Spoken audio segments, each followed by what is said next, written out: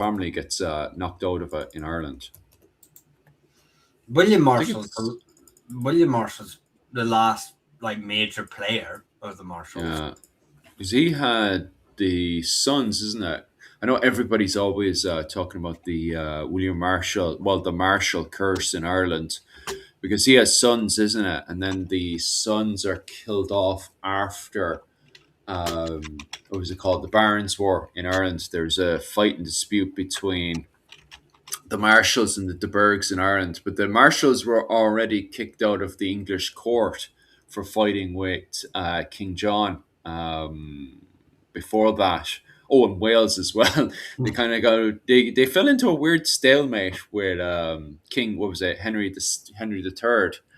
Because before then, what was it? The Marshalls in King John's wars in Ireland. The Marshalls had joined the side of the Irish barons against King John, and then going into the First Baron War, the Marshalls had switched again and joined the side of King John with the rest of the Irish barons to fight against the French and the English.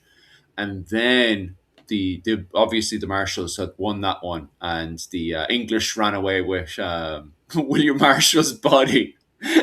So he wasn't buried with his wife. When he died, he got, I think it was Temple's church or something in England. He got buried, and William Marshall did.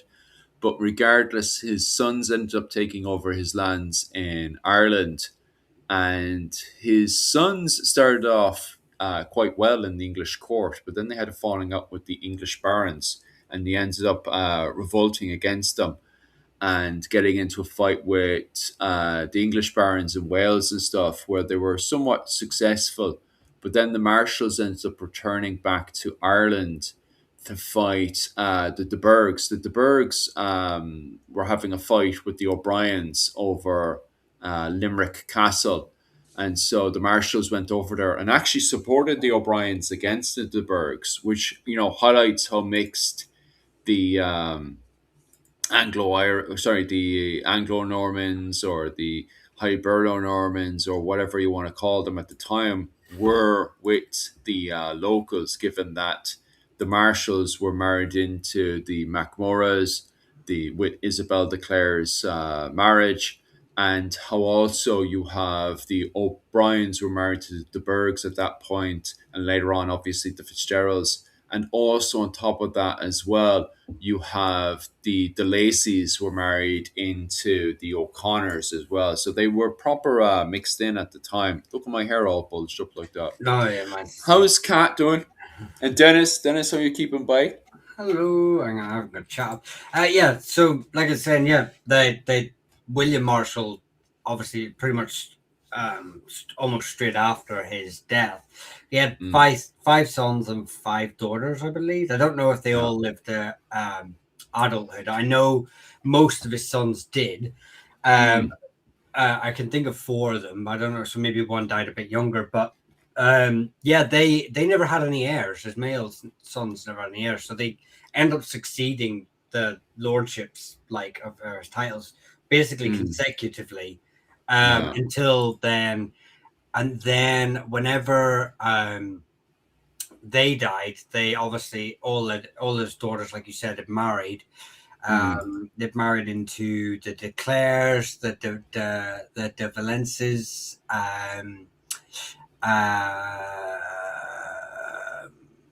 who else did they fucking? I nearly swore there. The Mortimers, the Bigoods. So yeah, they married all into these families, and it's through their heirs that they would get his lands in Ireland. But the thing is, a lot of these families, even though we see their names appear later, they're absentee landlords at this time. They're not involved in Ireland or its politics, and a lot of them just sort of had the claim, but never really claimed it until much later. You're talking like their grandchildren, or their later their children would sort of start getting involved then once we start to see this sort of push in Ireland within the area. So Owen sort of made reference to very similar sort of situations happening with these families. in our Mm. last talk. But yeah, yeah, like you said, it's all attributed to the Marshall male line curse. And Yeah. I think one of them died in the tournament. Um, uh, One of them was killed in Ireland, in Kildare. Mm. I think it was either William or Richard. Mm. His older ones. Um, Another one is buried in Ireland as well. Mm. There's two buried in Ireland that I'm aware of. But yeah, so yeah, the Marshalls. By the time we sort of were talking about uh, Burke DNA genealogy here visiting. Oh wait, Yeah, you're staying here, by the way. You're not visiting. You're staying in the chat because we are talking about the Bergs and the Burks today. So you're staying there, boy. You're not going anywhere tonight. sit down for 2 hours. You will listen. Yeah, You will yeah, listen. you're staying here, boy, because we have questions for you. Yeah, you're on trial. Because um, the Bergs at this point are married into the O'Briens, and so they're key players at this whole point. Because as you said there, there's plenty of Anglo Normans early on with the Norman invasion of Ireland in 1169 that feck off back to England. But then we have the likes of the Butlers, the Bergs, the Fitzgeralds, the Lacys, and who else is in there? A few other families as well that stick around and they create their own little clique inside of Ireland and become, as some people refer to them as the Hiberno Norman link, also referred to internationally in both France and England as the Irish Barons in Ireland. And the Bergs are in there. Like the Bergs are constantly, from an outsider's perspective, referred to as the Irish Barons. Most famously, I was talking about the other day, and her book is out on the 30th of March. The one on Scottish Queens that's out this month. I did a show on it, but she is covering Isabel de Burgh, who was considered an Irish lady at the time and was a major player during the Scottish War of Independence. But the de Burghs are in a very funny situation going into the Scottish War of Independence. Because of the fact that they're considered Irish barons from an international perspective. I know from an internal perspective, they're seen as the Anglo Normans, but from a outsider's perspective, they're seen as the Irish Barons, and the fact that when the Scottish War of Independence kicks off, the fact that the Bergs are married into the Scottish monarchy, when at the same time they're supposed to have their allegiance to the King of England, Edward the First, which puts them in a very, very, very funny predicament, and also the fact that they're also supposed to be married and allied to various Irish barons inside of Ireland as well, does put them in a very funny place, like going into the Scottish War of Independence. Like, is this why we start to see branches and breaks in the Burke family going into, well, especially after the Scottish War of Independence? it's definitely one of them. Warfare has a particular way of uh, separating families. Mm, I mean, I just see it as like inheritance. We all know that families are all lovely and great until you start doing, then granddad dies and mm, his estate needs to be distributed amongst the family, and suddenly the brother you've got on best with for your whole life is suddenly, squabbling over, the vase that used to sit in the corner of his living room, just his grandma's living mm, room, and it's no different from, you know, back then. Obviously, this is all about grabs for power. This is all about jostling for position. If you're a third son or fourth son, you've maybe inherited.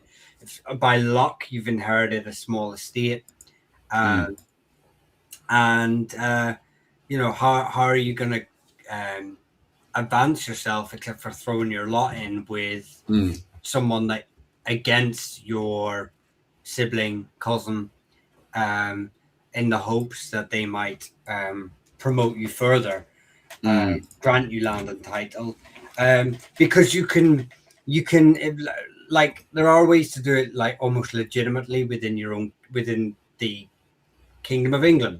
Mm. You can still side with the same side as your family and gain the king's favor. Uh, but when you're in a family like the De Boers, who are very powerful, the head of that family is still going to have, is probably going to have more sway Mm. over what happens to your lands in Ireland and what titles you gain in Ireland than the king. Mm. So it doesn't matter if you side with the King of England, the same as your brother, cousin, the De Boer, in whatever conflict. It doesn't matter because if then I'm starting to go, well, I've got a claim here, I've got a claim there, I've got my elder of the clan, family, house, whatever you want to say, may step in and go to the king. I don't want him to have that for my reasons. It doesn't even matter what they Mm. are. So this causes warfare, causes fractions in families. Mm. And every time there's been a war and a battle, like the Battle of Dinah, we're going straight after it. We see fractures, especially if Mm. prominent figures die.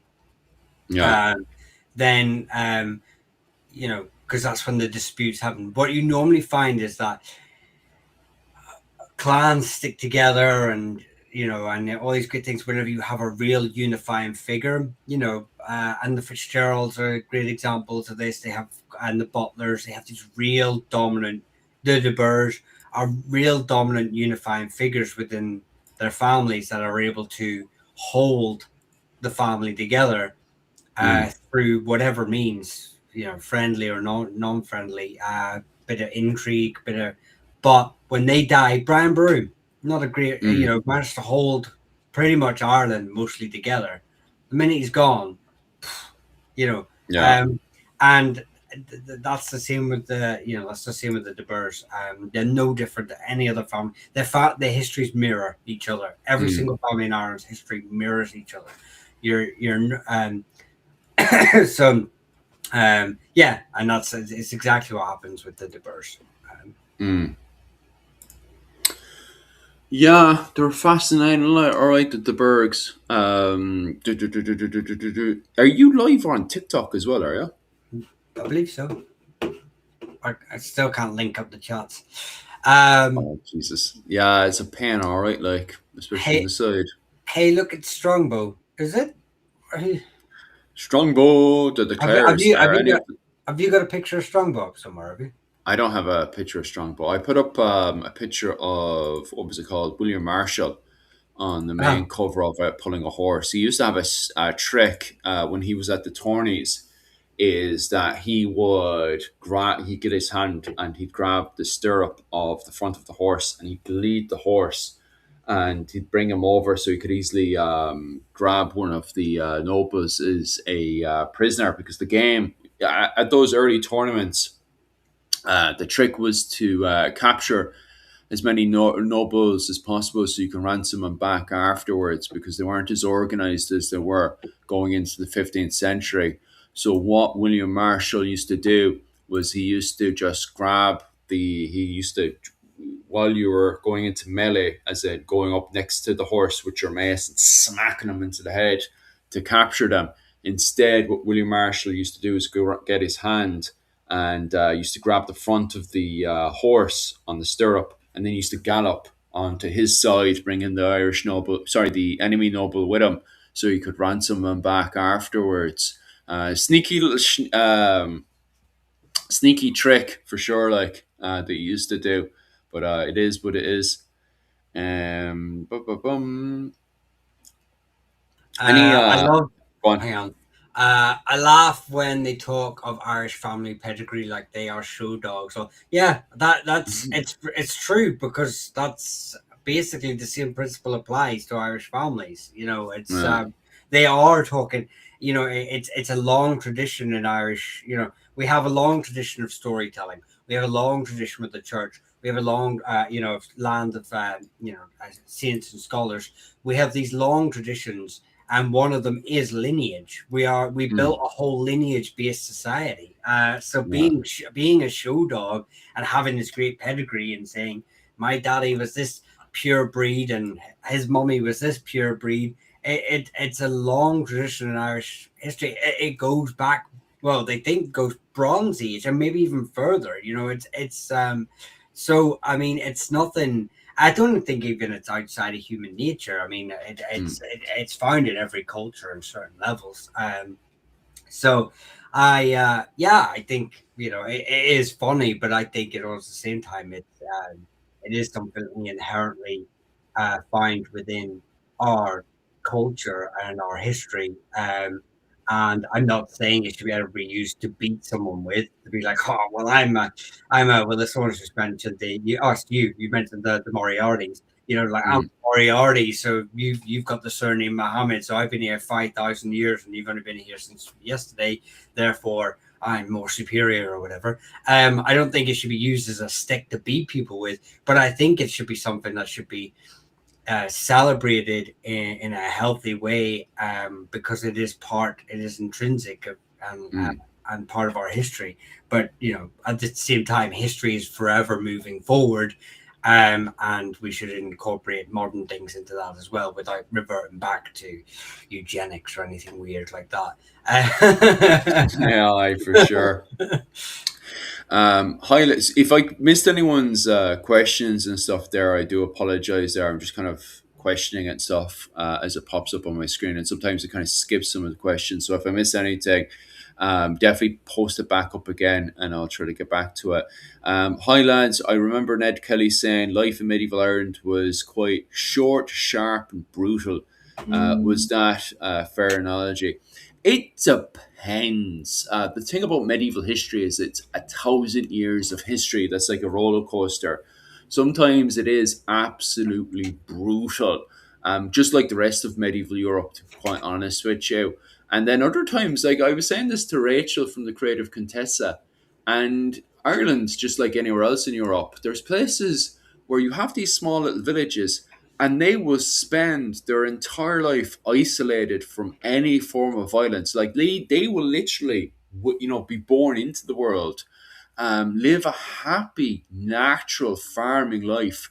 Like I know you think about as natural as possible, where a lad is going out doing his pasturing, doing his little farming and stuff, has a cute little wife to himself, does an entire life, has a whole load of kids, dies happily and peaceful. Those lives actually existed in the medieval period. Just like you have a life where you have, a young fella that's seen brutal, horrible, horrible life, very, very brutal violence for most of his life. So, for 1,000 years of history, of course, you're going to get somebody who lives an insanely beautiful, natural life, all the way to somebody who sees an absolute horrible, horrendous life, seeing most of his love, living a life that is, as you guys pointed out in the comment section, what was it, short, sharp, and absolutely brutal. But when you have a period that goes on for 1,000 years, you're going to find examples of both. To be quite honest with you, much more than what you would see now. Like I think if in a person's lifetime alone, anyone's lifetime, it's going to be a pure roller coaster. Even if you happen to be living in a part of Ireland or the rest of the world that's cut off from the rest because of the likes of the television and the internet, you're not going to feel it as much as you would do during the medieval period for sure. Would you agree, Mihal?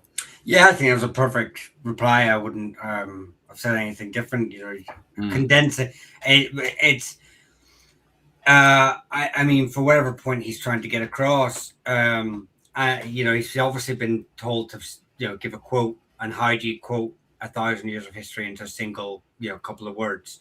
mm, And I think his comments fair.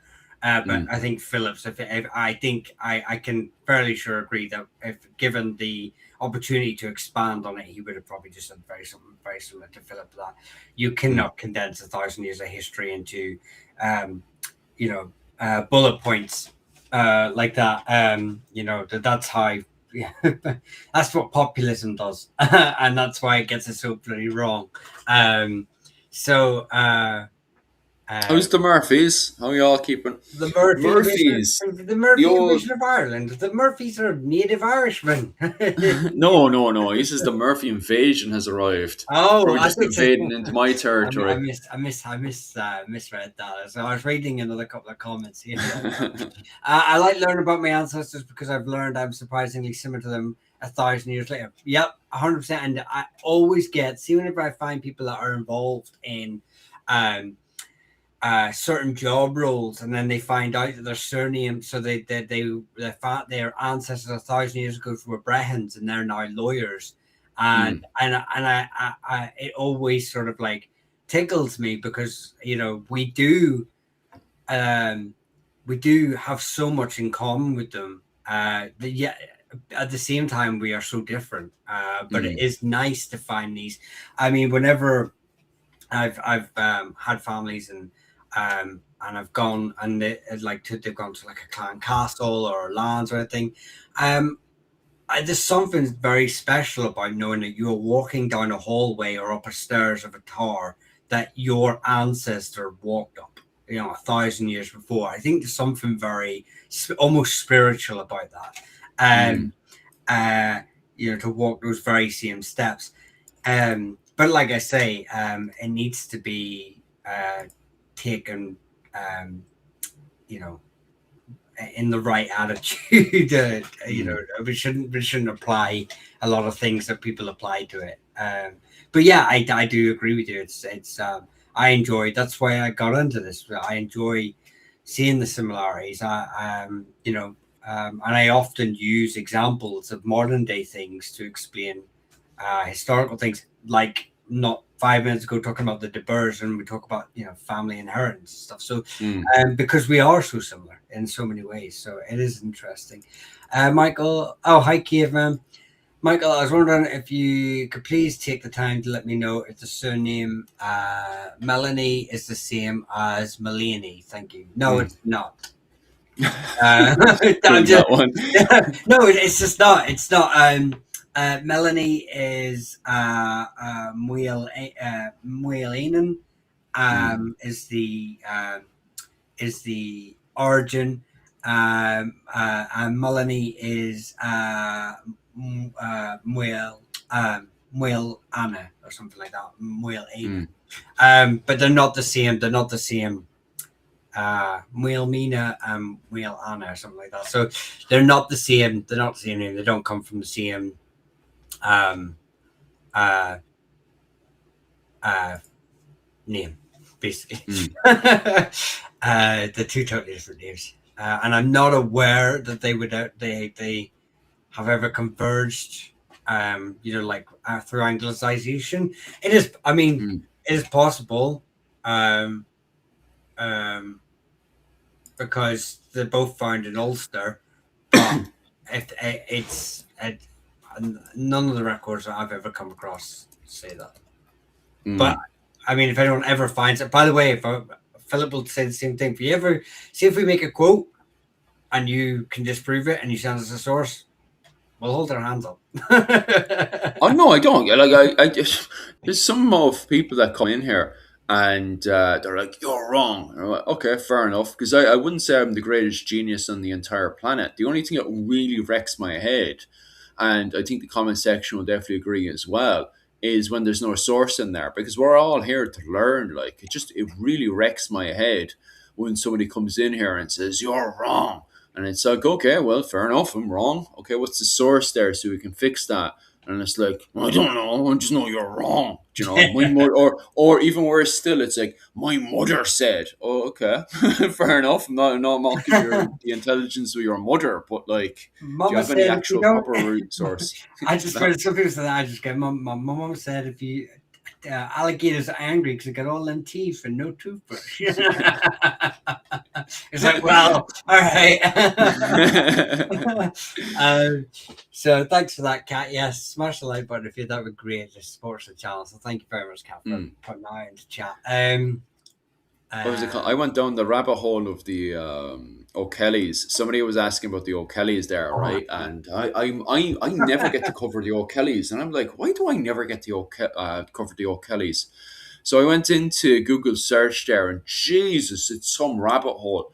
But the reason why I never covered the O'Kellys, just to clarify, I'm up around the Mallow region, up and around. I'm over in Japan right now, but I live up in the Mallow region, up in Cork, for anyone who doesn't know where that is, down in the Desmond Fitzgerald territories and stuff. So, of course, I never covered the O'Kellys, right? But I looked up the O'Kellys, and Jesus, the amount of information that's online about the O'Kellys. But it's like no wonder I never covered the O'Kellys. Sure, the O'Kellys are stationed up around the mighty O'Kellys. They're stationed up around the Dublin area, aren't they? Just outside of No, Dublin. you're thinking of the O'Kellys at Culinon. There's Yeah. 10 branches of O'Kellys that are not Hmm. related. So Oh, right. right. Probably the most famous O'Kellys are Galway, just like say the county of Galway, of the Mm, Avina. They are probably the most famous branch of the O'Kellys. But yeah, there's up to yeah. 10 branches. There's branches in Ulster. There's two branches. Then you have the Kellys who come across from Mm, Cornwall, and the Kellys who come across from Scotland. Kelly is not mm, only is it an English name, it's a Brittonic name. It's also a Scottish name and an Irish name. So we have all these waves of Kellys coming into Ireland. Many of them, and just because if you have an O in front of it doesn't mean that you are an O'Kelly. Many families mm, in the 20th century erroneously added O's and Macs to their names to re-Gaelicize themselves. So DNA is probably again the only way you're gonna find that out. But hang on, I'm trying to sort of squeeze. Oh, Owen, you're here. Can you hear us? how's Owen doing? How you keeping? No sound. You've got no sound. Can't hear you. Can't hear you. We just leave him Just chat leave away. it. Should we ignore him anyway? How do I get rid of this screen of the map of Ulster? Ulster by. Well, we all know it. I think you just got to click away to another one or Yeah, but something. Yeah, it's now well, it's doing 4 screens. So yeah, that's definitely not good. Yeah, we're dancing around anyway. Mihal's learning how all these buttons work today. ah. Yeah, there we go. We're flying now.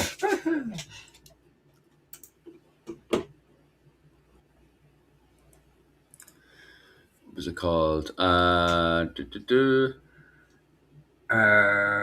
Same as my ancestors, they were boatsmen. I love kayaking. I did the River Shannon last year. It's good to find a connection with your ancestors. When I row Loch Earn, Mm. I find it magical. Yeah, there's definitely a.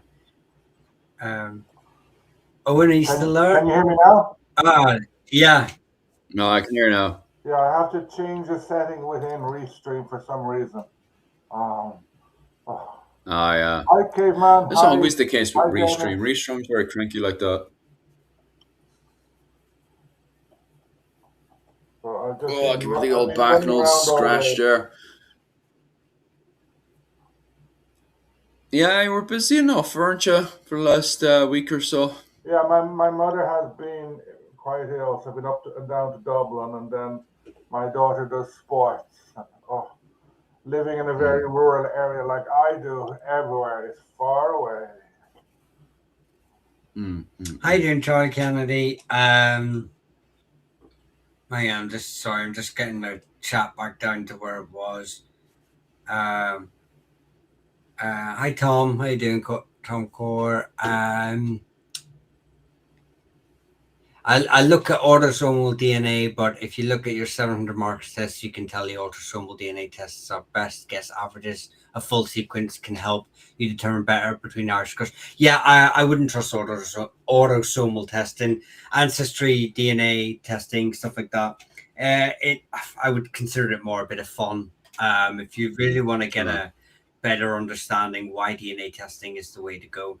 Um, because obviously haplogroups tend to cluster around primarily a main name, and then you'll have a few fragment trees around it, uh, and or I mean, cluster of names, big groupings, which we can attribute to a clan system. Yeah. Um, I don't. Autosomal testing is to me is just literally just a bit of fun. I'm not surprised at the Burke family. I'm looking at what Michal Burke posts up on just whose comment section is he on right now? Is he on my comment section or your comment section? But I seen his comment there. I think it's on your comment section, Michal. He's jumping in from.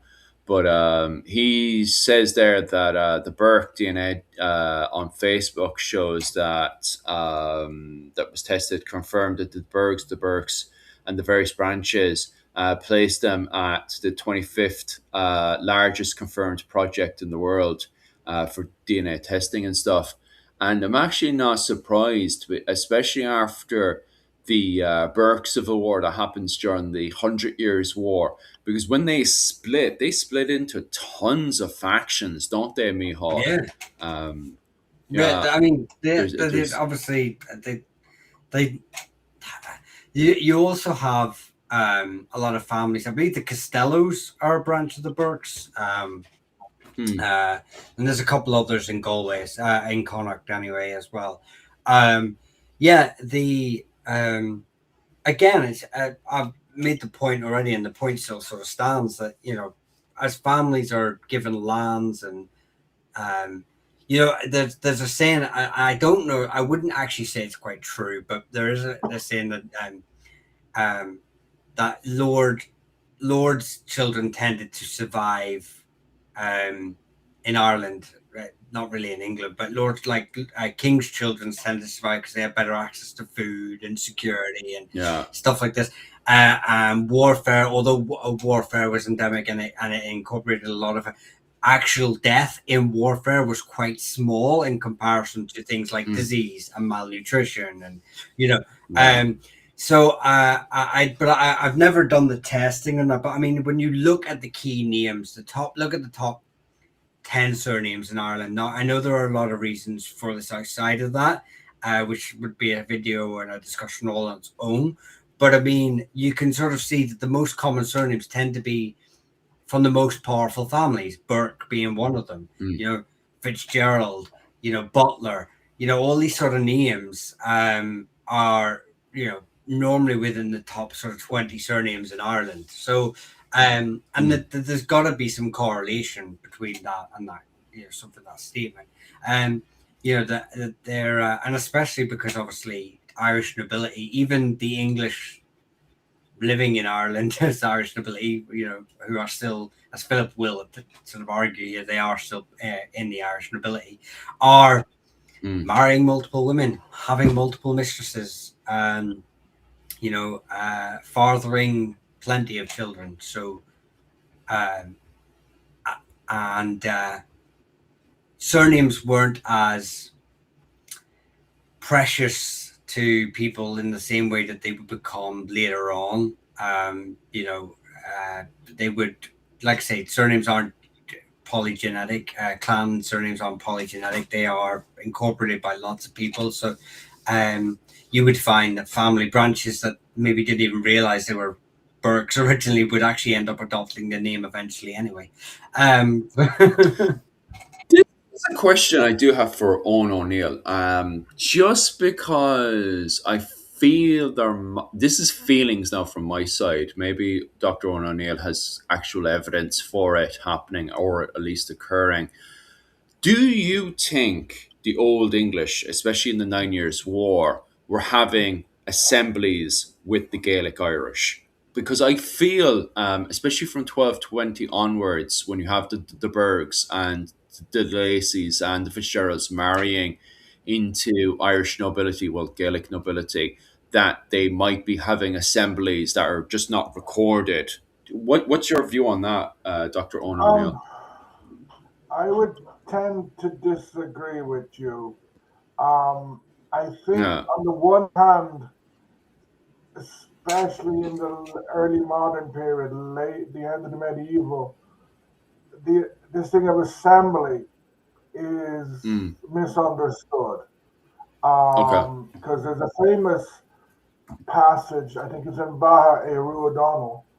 Mm. I think there's a fight going on over Hugh Maguire has died, and he died in he was killed in 1600 in Cork, and Yeah. they're fighting over O'Neill won someone, O'Donnell won someone else, and essentially O'Donnell hands a cup to one of the Maguires and says, "You're now Maguire." Okay. So you have a rise of larger lordships, O'Neill, Mm. O'Donnell, Burke, etc. And you also have an English antipathy to Mm. traditional traditional gathering places. They did go on like the last, like what's it, Florence or Shimeen McCarthy Ray, Mm. who had himself made McCarthy Moore in Yeah. 1601, um, probably on Drung Hill near between Glenby and Carsavine. Um, Drung means gathering, but basically you bring your supporters there and someone gives you the rod of lordship, the slot tyrannus. So, like, what does assembly mean? Whereas the English, even say the Desmonds who were fighting a lot with the English, the Old English, they held on to the idea of we follow English law. Mm. Now, the second last Earl of Desmond, he pulled a fast one and he annulled his first marriage and said the children from that are illegitimate. And then the Earl of Desmond went to his second family. So that Mm. was legal shenanigans, but theoretically he was following the law. Whereas in Gaelic law, the strongest person, um, the strongest person essentially inherited. Uh, Someone just asked Michael O'Donnell, wasn't the place where Mm. O'Neills were crowned ruled by an orange man? No, theoretically, it was actually there was a stone there, Loch Nari. There Mm. was a stone throne, Loch Nari, and it was smashed up by Mountjoy. But Mhm. at the Mm. same time, the word lacked means a stone, and a stone you can stand on. So the O'Neills built this throne at some stage, but Mountjoy probably didn't actually destroy the original stone. And I've read the writing about it, and he didn't burn down, he didn't cut down the sacred trees that were there. So he Mm. went there. It just shows you how ideas can get confused. He goes to the hill, Tullahoe, which is near Cookstown in Tyrone, and he sees the stone throne. He says, "I'm going to smash that, and that will destroy the O'Neill power forever." He smashed the Take wrong care, thing. Kat. He should have taken up all the stones and cut down the trees. Mm. Um, it so happened that other events meant there wouldn't be an O'Neill inaugurated there. Um, but I don't see the Old English as using assemblies in that sort of way because assemblies in that sort of way go against English inheritance law, which the Old English were big into. Mm. Yeah, and also as I call him an Orange Man, I mean, obviously it takes its name from William of Orange at the Battle of '69, but Orange Men didn't exist for another 100 years after that, Mm. after an event called the Battle of Diamonds. So, yeah, he was far removed from being an Orange Man. William And wasn't even a actually, thing. just to jump in there, with the name O'Neill, you have a very happening. You were talking about names being taken. So Chichester, who played um, Chichester, was one of the worst English soldiers in the 9 Years' War in terms of murdering people. He murdered a lot. He wrote a lot advocating massive slaughter. As a military commander, he wasn't particularly good. Brian Mm. um, Brian O'Neill, the elder brother of Owen Rope, held him at bay very well with small numbers. Chichester had Brian Mm, O'Neill executed in 1607. But Chichester's descendants married into one of the minor branches of the O'Neills. And mm, then Mhm. in the early 19th century, I don't know the exact date, they changed their name from Chichester to O'Neill. That's correct. mm, Yes. And descended from them is Terence O'Neill, who was the second last Prime Minister of Northern Ireland. And I think his family still own Shane's Castle, which is off Lough Neagh. So it's just like people talk about. Oh, we're talking about Irish clans changing names, etc. But here is the descendants of someone who absolutely hated Gaelic Ireland, who was big mm. in Anglicization. He founded Belfast.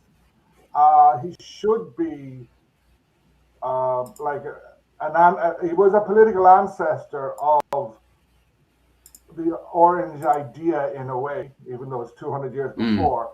But his family changed their name into a Gaelic name. Mm. Oh. Yes, although they are still have a long history, modern history of being quite anti Gaelic Irish. Yeah, yeah, They would yeah, still yeah. maintain their political. But I mean, but it is, yeah, like I say, it's an interesting. But then again, we can obviously discuss that. There's a lot of overlap And between the red and they, the Irish. Davy Jones is correct. They should really clean up Lough Neagh. It's a it's Jesus gone Christ. funny You could colours. bitch about that. Oh, Yeah, I Is could it? bitch about that a while. Go I on. just want to say, someone's talking about when we've been talking about DNA, and I think it was Tom, was sort of saying about like uh, begin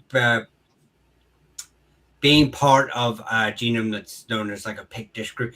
I really hate that of like going, this is a Pictish DNA, this is a Gaelic DNA, this is an Anglo-Saxon DNA. What is an Anglo-Saxon DNA? What is a Pictish? Because um that then you're starting to go on to about like you're applying an identity onto a genome or onto a corpse basically that may not have applied to that person. What is it to be Gaelic? Like back when the term the Goidel first started being thrown around. It was meant savage. It meant, and then it became someone who spoke Irish or Goidelic. So how do you apply that to an individual? Because they may not have applied that to themselves. They may not Well, have. I don't think. I don't. I really. The term is so loaded to call like a specific haplogroup or genome a Pictish genome or a Gaelic genome. yeah. But But it's funny if we go back to our original topic there of the 13th century with Brian O'Neill's revolt and the Tamad Wars and stuff. Um, you have on the side of the O'Briens a surname Mac Ragnar, and that's considered a Gaelic name in the 13th century, Mac Ragnar. You know, like today, if we were to see that surname, we'd be like, well, that's clearly a Viking name, but yet, looking at the sources of the 13th century, everybody's just talking about this Mac Ragnar guy, like, oh, sure, he's always been there, he's just, the local Gaelic man. The whole thing of what it is to be Gaelic seems to be different depending on what era you're talking about. If that's the 10th century and you were referring to yourself as Ragnar in any formal way, you're clearly a Viking. You're part of the Gaul Gael Society in Ireland, the foreign Irish in Ireland. And yet, by the time we get up to the 13th century and you're looking at the various families in Ulster, we see, a Mac Ragnar in there, So, and you've said that about the MacLucklans as well. How the MacLucklans, have this kind of Viking background or identity. So to refer to yourself as Gael or Gaelic in the 13th century seems quite funny when you've got some of these families who, turn around and saying, "Oh, we're part of the Gaelic world," but at the same time, when you look deeper into their lineage, they seem to have a very mixed North Atlantic background inside there as well. I know Maynooth University recently purposely tripped over itself and went, "Hey, wait a minute. If you look at some of the men of Leinster as well, they seem to be very mixed in with the Gaul Gael. There's a lot of families being referred to, especially from the what was it, the book, what was it, the war between the Irish and the foreigners. God, that name just popped out of my head right now. But in that book, it constantly turns around and refers to the men of Leinster as Gaul Gael, foreign Irish. So identity is definitely very much a funny thing, depending on what era and period you're talking about. Yeah, and I think you can Yeah, throw in something like calling someone Gaul Gael can be very Mm, much political. Like yeah, the Cogur Gael Regal yeah, is that's a the book. Sorry. political work. It's Mm, very political. So um, it's clear to me that there was a Gaelic identity. It was mm. Oh flexible. yeah. People Mm, like and the elites, the Gaelic elite, married outside Gaelic Ireland quite a bit. Even if you look at, I think Niall of Nine Hostage's mother is supposed to have been a Saxon. yes, mm, And then if you look down to more historical figures, you'll find a lot of intermarriage. And I'm fairly sure, for example, that Harold, who was killed in Hastings, I think some of his mm. children ended up in Ireland. And then Yeah. yes, look at the British royal family now. If you did a Mm, DNA of those, you don't even need to because you could look at the marriages. Philip was from the Greek royal family, but he's really German. mm, Sort of Queen Victoria, the Kaiser was the grandson of Queen Victoria. I'm fairly sure the Tsars of Russia were related to her.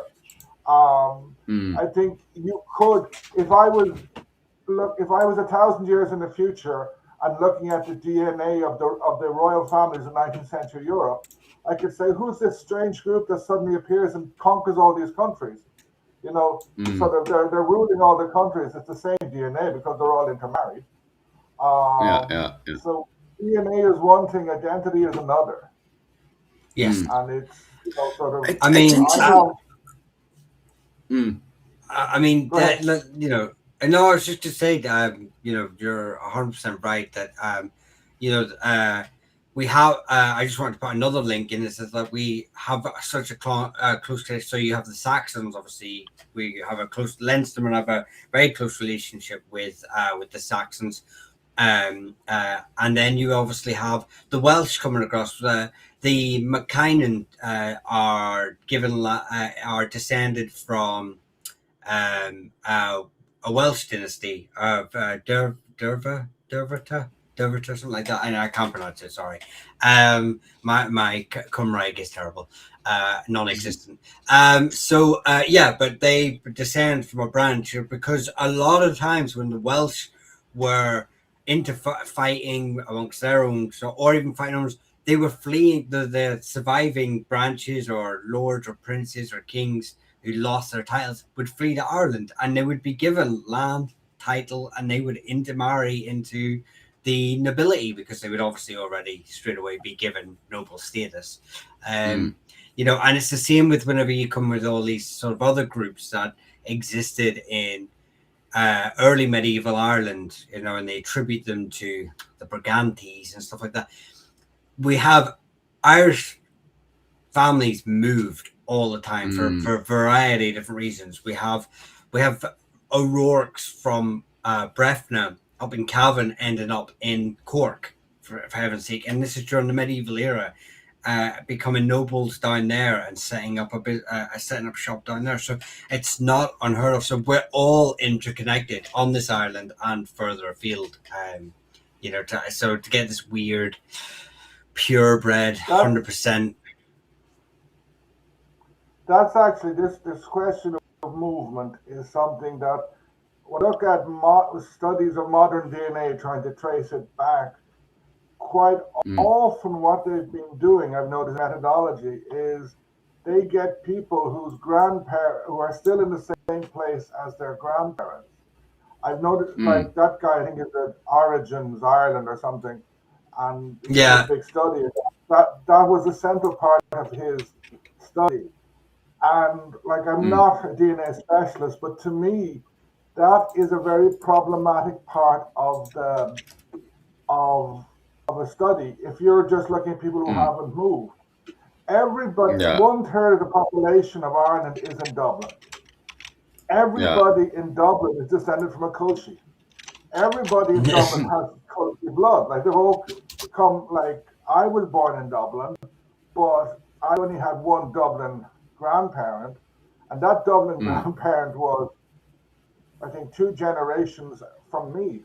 Um, mm, so there is a lot of movement around Ireland, and then if you're doing a big DNA study and you're cutting out this movement, I have a problem with it. Just to change topic, Michael O'Donnell was asking, there's a question he asked, was places like the Blasket Islands and very marginal land like the Burren inhabited in medieval times? The Blaskets, believe it or not, probably weren't. mm. Um, their Blaskets may have had, I think they did have monastic sites on them, but they probably only came to be inhabited in the 18th century because Yeah. they're bloody awful. Before electricity, they're bloody awful to live on. That's why they were evacuated because people got cut off there. The reason they Mm, got evacuated in the 50s on one of the smaller islands, there was only one family, and the father died, but he died during winter, and they couldn't get there. And by the time they got there in Jesus. the spring, the body had mummified or something. This was in the Oh 1940s, God. 1950s. So Jesus. it's only with the expansion of the population, like the boom in the population size in 18th, 19th century, that places like the Mm, Blaskets did come to be inhabited. The Aran Islands and Tory Island and some of the other islands are different. They were inhabited, and the mm. Burren was, because you have the famous saying of, is it Ludlow, of one of the Cromwellian generals, saying there's not enough wood to hang a man, enough or enough mud or soil to bury a man. So and you find castles in the Burren. So he's also asking, were any parts of Ireland uninhabited back then? They weren't uninhabited, but above 100 meters, I think it's 120 meters, there's a line, and there's very little old settlement in Ireland above that line because it's too cold, too wet, with the exception of Mm. some bullying. Aye. Happy St. Patrick's Month. Oh, aye. It's St. Patrick's Day on the 17th. We'll definitely have to try to do a St. Patrick's special for next weekend. We'll try to focus on the late antiquity in Ireland around the 5th century. So if you have any questions on that, definitely come for next week. Yeah, the Irish identity is quite funny, all right. Because of the fact that when we start off with the invasion of Ireland in 1169, we have all these ethnic groups as part of the undue invasion into Ireland. And the reason why I'm referring it to as the undue invasion Just one into second, Ireland, Philip. go on. Mally, we'll get to you. Just I'll answer this in two after Philip's had this thing. Little Just rant. yeah.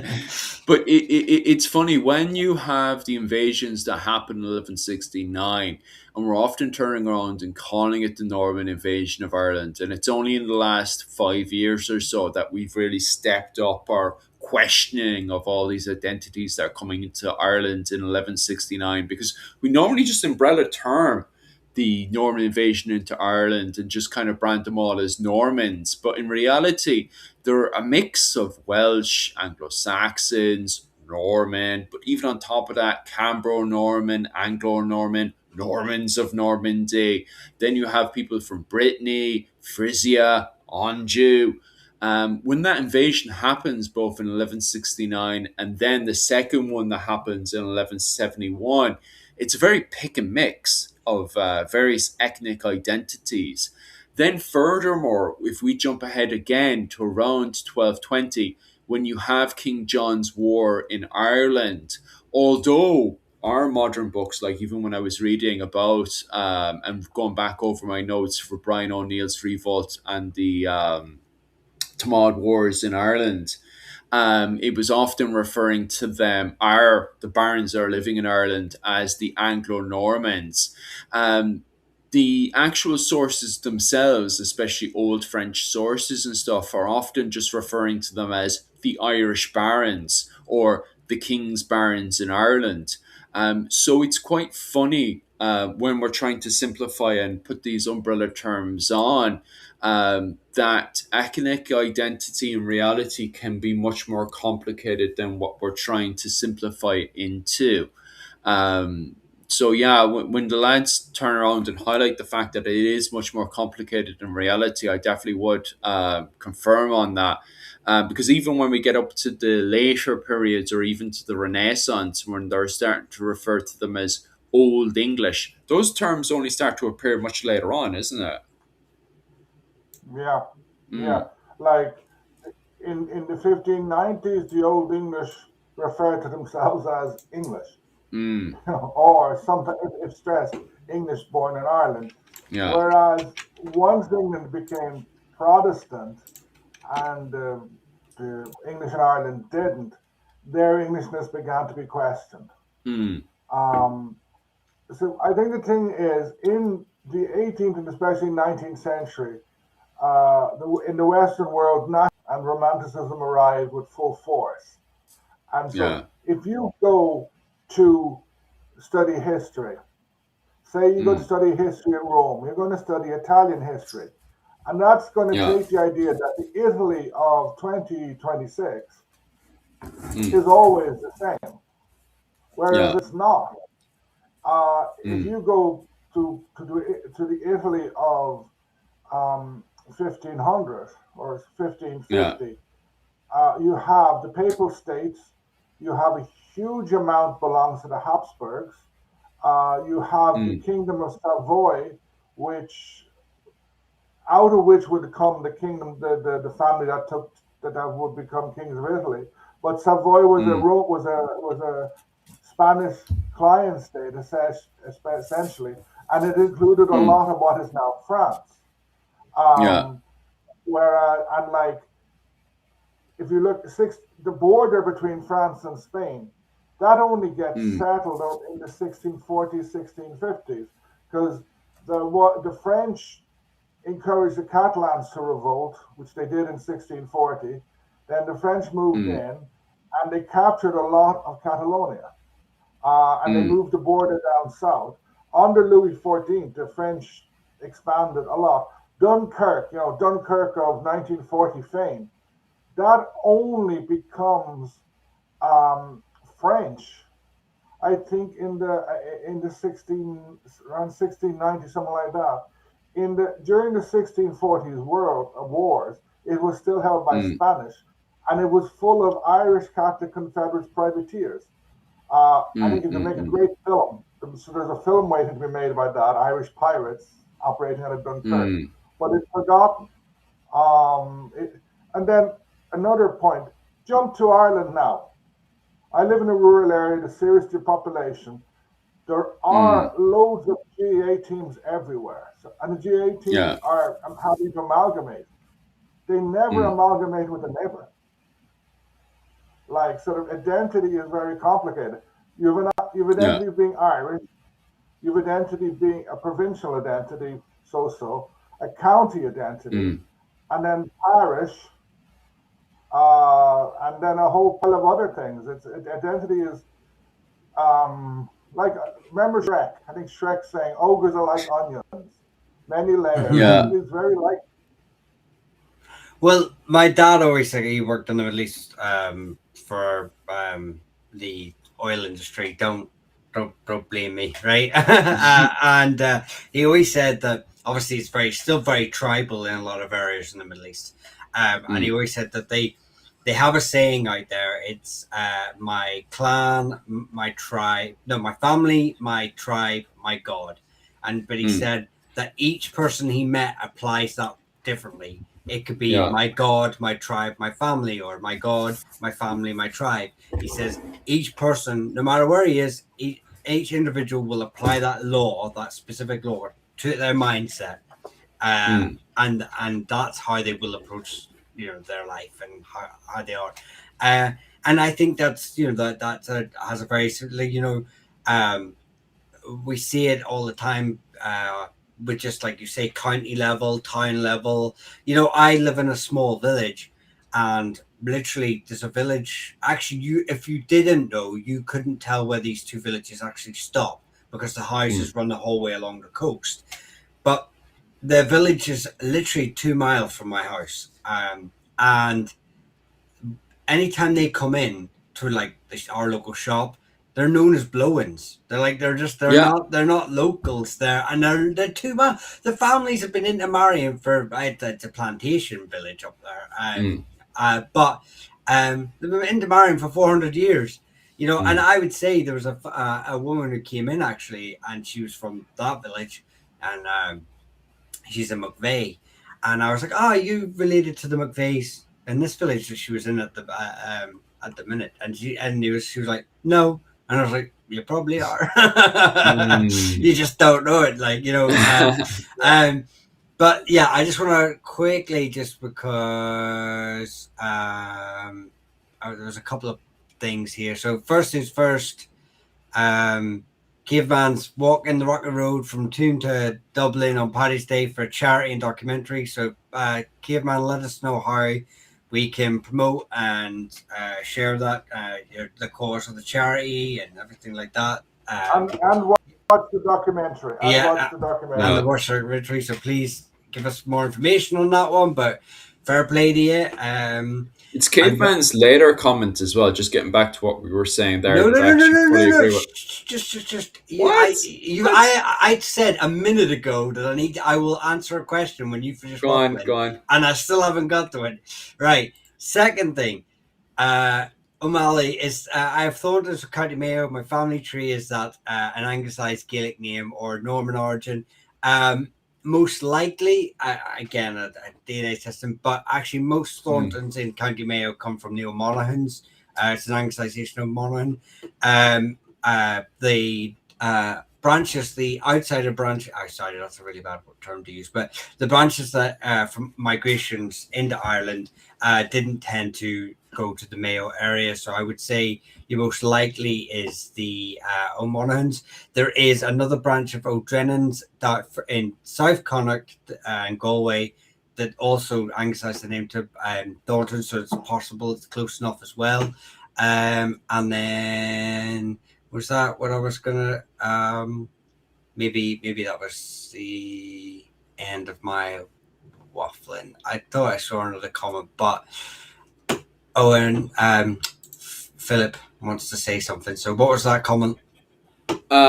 what was it called? As long as I get to say it, that's the main thing, right? But yeah, I found it again, right? 100%. William de Burgh married the O'Brien princess. His son was born in Ireland and was half Irish by generations four. These were Irish with French heritage. Yeah, 100% agree. When the De Burghs come into Ireland, I would definitely categorize them in the Anglo-Norman category, the way the textbooks would definitely put them in. But it gets funny. I was saying this, and maybe Dr. Owen O'Neill wants to expand on this as well, but I was saying this to Mihal just before we started, and I actually used that example as well about the De Burghs because of the fact that the De Burghs going into King John's wars in Ireland against the likes of the De Lacys and the O'Neills. The De Burghs at that point are married to the O'Briens.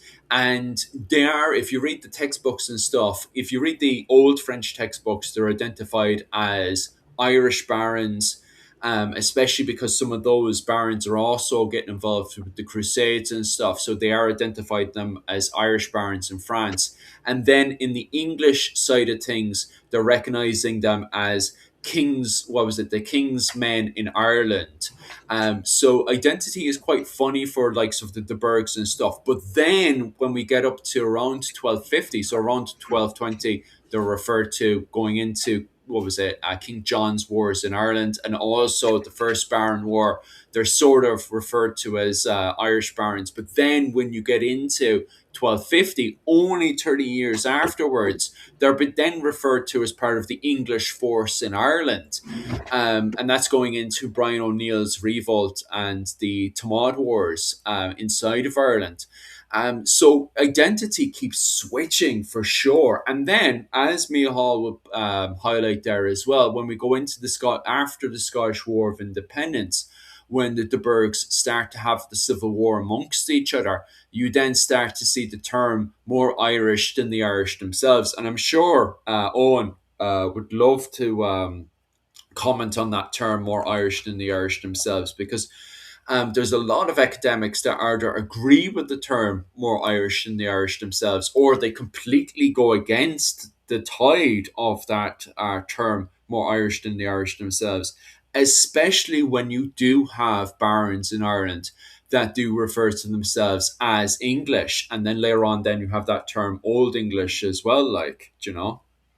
Yeah, it's again, it comes down to a question of complexity, Mm, and it comes down to a question of politics. yeah, I'm a baron. yeah, I can refer to myself as Irish in Ireland, mm, if it keeps the locals happy. Then I'm yeah, heading off. I'm called off to do something in London. I'm going to meet the king. Of course, I'm going yeah, to stress my Englishness. yeah, But like, there's a famous incident. It was one of the Lawrences, Lords of yeah, Hout. I'm fairly sure it was him. He heads off to the court and he meets Elizabeth, who asks him, "Can he speak English?" I was surprised that he could speak English. And he kind of mm, says, "Bloody hell. In Ireland, people call us English, and in England, they call us Irish." So it's yeah, like these are marcher elites. They're on. They are building an English kingdom. Not always successful. They're mm, building an English kingdom in Ireland. They mm, intermix with Irish. Spencer, for example, is very critical because it's like he's writing in the 1590s. Uh, he thinks the English have become corrupted because they won't become Protestant. He says that, for mm, example, one of the ways he says they've become corrupted is the fact that many, if not most, of the old English families would have Gaelic wet nurses. So he's saying these guys as babies are drinking Gaelic milk, so therefore they're no longer English. mm, It's an example. It's like I'm not sure how serious he's intending to be, if people yeah, believed him or not. It's a point. It's complexity, complexity, complexity. Politics, history mm, is complex. People yeah, claim to be different things. Um, at various times in the 16th century, the Irish said to the Spanish, "Hey, we're Spanish.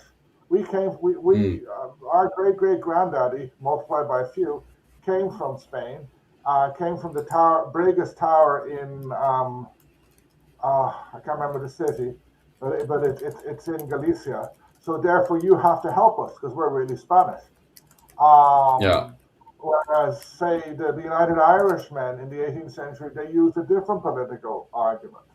mm, So it changes a lot. yeah. And like, for There, example, just if Henry II had not come to Ireland, mm, and if he'd been, say, caught up in wars, and the guys who came in under Strongbow had essentially set up their own little kingdom there, I'm fairly yeah, sure that in 100 years they would have been referred to as Irish. yeah, And another thing is just throwing in terminology, the, like The Irish word for Irish is Gaelic. Yeah. Sorry, no, the Gaelic Irish is Gaelic. It's only in the 17th century there's an Irish word for Irish. The Mm. English come up with the idea of Irish, including everybody on the island before the Irish did. The Irish had this Mm. cultural identity, and the North come in. Oh, these terrible Gauls at first, but then they are incorporated. At times they're Mm. not, but mainly for political reasons. But like, It's funny, like because I don't know if other ethnic groups do that. Because in Ireland, if we go over to the the ninth century, that's where they are using you see the word Gael, but then you also start to see, especially Mael Shocknell the first himself refer to themselves as it's the first time you start to see the word Erin pop up and kind of identifying the whole island and stuff, especially when they're collecting tribute from Dublin and stuff. It is quite funny, but you're right. Like it's only like the Icelandic sources and stuff that kind of brand the what was it, the nobles and stuff inside Dublin and stuff as being Irish. The Gael don't do that. They don't turn around and say, "Oh well, the men of Dublin, they're just like as gay, native as we are." It's very much like, "Oh, we're the natives, and they're just foreigners." And even that term, as you said there, Gaul Gael, foreign Irish. But it's so kind of like fucking one day you're Irish, especially the men of Leinster, and then the following day it's like, oh, they're Gaul Gael, they're foreign Irish. Who does that? Like, I don't know any but other at the realm, same modern day time, country that at does the that. Go same on. time, England. Mm, England is you have Anglo Saxons, which who are there was Anglo the Angles, the Saxons, and I think the Jutes. But maybe the Jutes seem to yeah. have disappeared recently. Nobody talks Yeah, about I them. know, right? Uh, Gaul, Yeah. Gaul, you had sort of Romano-Gaulish people, say in the fourth century. In come the Mm, Franks, in come the Vandals, and lots of other people. Um, Italy gets invaded by the yeah. Lombards. There were big fights in Italy between the Byzantines and the Lombards. The Vandals Mm, and the Visigoths, or some of the Goths were there as well. mm, So when do when do the people in Italy become Italian? When mm, do the people in France become French? yeah. When did the people in Spain, like Spain and Portugal, because of the Reconquista, you can actually see this quite clearly. Sort of all the Reconquista of Spain ends in 1492 with capture of Granada, Mm, and then they expel the Moors, and there's a lot of persecution of old Christians, a lot of expulsion of old Christians, yeah. because they have this obsession with purity of the blood, much more so than other more northern parts. But go to any country in Western Europe, and you're going and look at the history. Sort of Mm, post Rome, you have large groups coming in, and then sort of, but then they become Italians, French, Spanish, Dutch, German, etc. mm. Brendan of Carvix.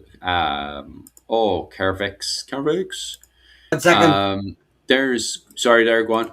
No, it's just someone's asking my name, so I'll just get it quickly in there before there's a pause. But King, where did the surname King arrive in Ireland? Well, it arrived with like Norman and English settlers in the 12th, 13th century, but many Irish families anglicised their name. You've got the O'Kinga in the Midlands. You've got the Mackinga in Ulster. You've got Comrie, McComrie, which is like son of the king. Well, always be wary of translations whenever you see like son of the warrior, son of the whatever. Many of the translations are literal translations and not actual translations of the name, but many of those families would anglicize their name to king. So just a quick one on that. Mm. Um, yeah, there is actually text as well. Caveman points out as well about the harp and stuff, and there is text from the Crusades as well, which do refer to barons coming out of Ireland as what was it called? Either Scotty, Hiberno, or there is a French word as well for Irish as well. So there is text that kind of just umbrella term everybody coming outside of Ireland, especially taking involved and getting involved with the Crusades as kind of Irish. Hugh de Lacy, when he's involved with the Crusades happening down in the south of France, God, the name of that crusade now has popped out of my head. It's around the Second Crusade. There's Albert, crusades Albert, happening Albert, in this. it's against the Catars, the Albert, That's the one, the Carter Crusade. Hugh yeah, de because Lacy is referred to as a there's a more Hiberno. complicated name, Albigenesian or something. I know how to write it, I don't know how to pronounce it. Yeah, because they're getting very critical. The academics, especially the French academics, are getting very critical on what to refer to that crusade as. But regardless, during that crusade, Hugh de Lacy is referred to as a Hiberno. So yeah, it is very funny terms and stuff. Because the conversation gets in Ireland right now in our textbook or historical textbooks, even textbooks that were released this year in the 13th century, we are referring to them as the Anglo Normans.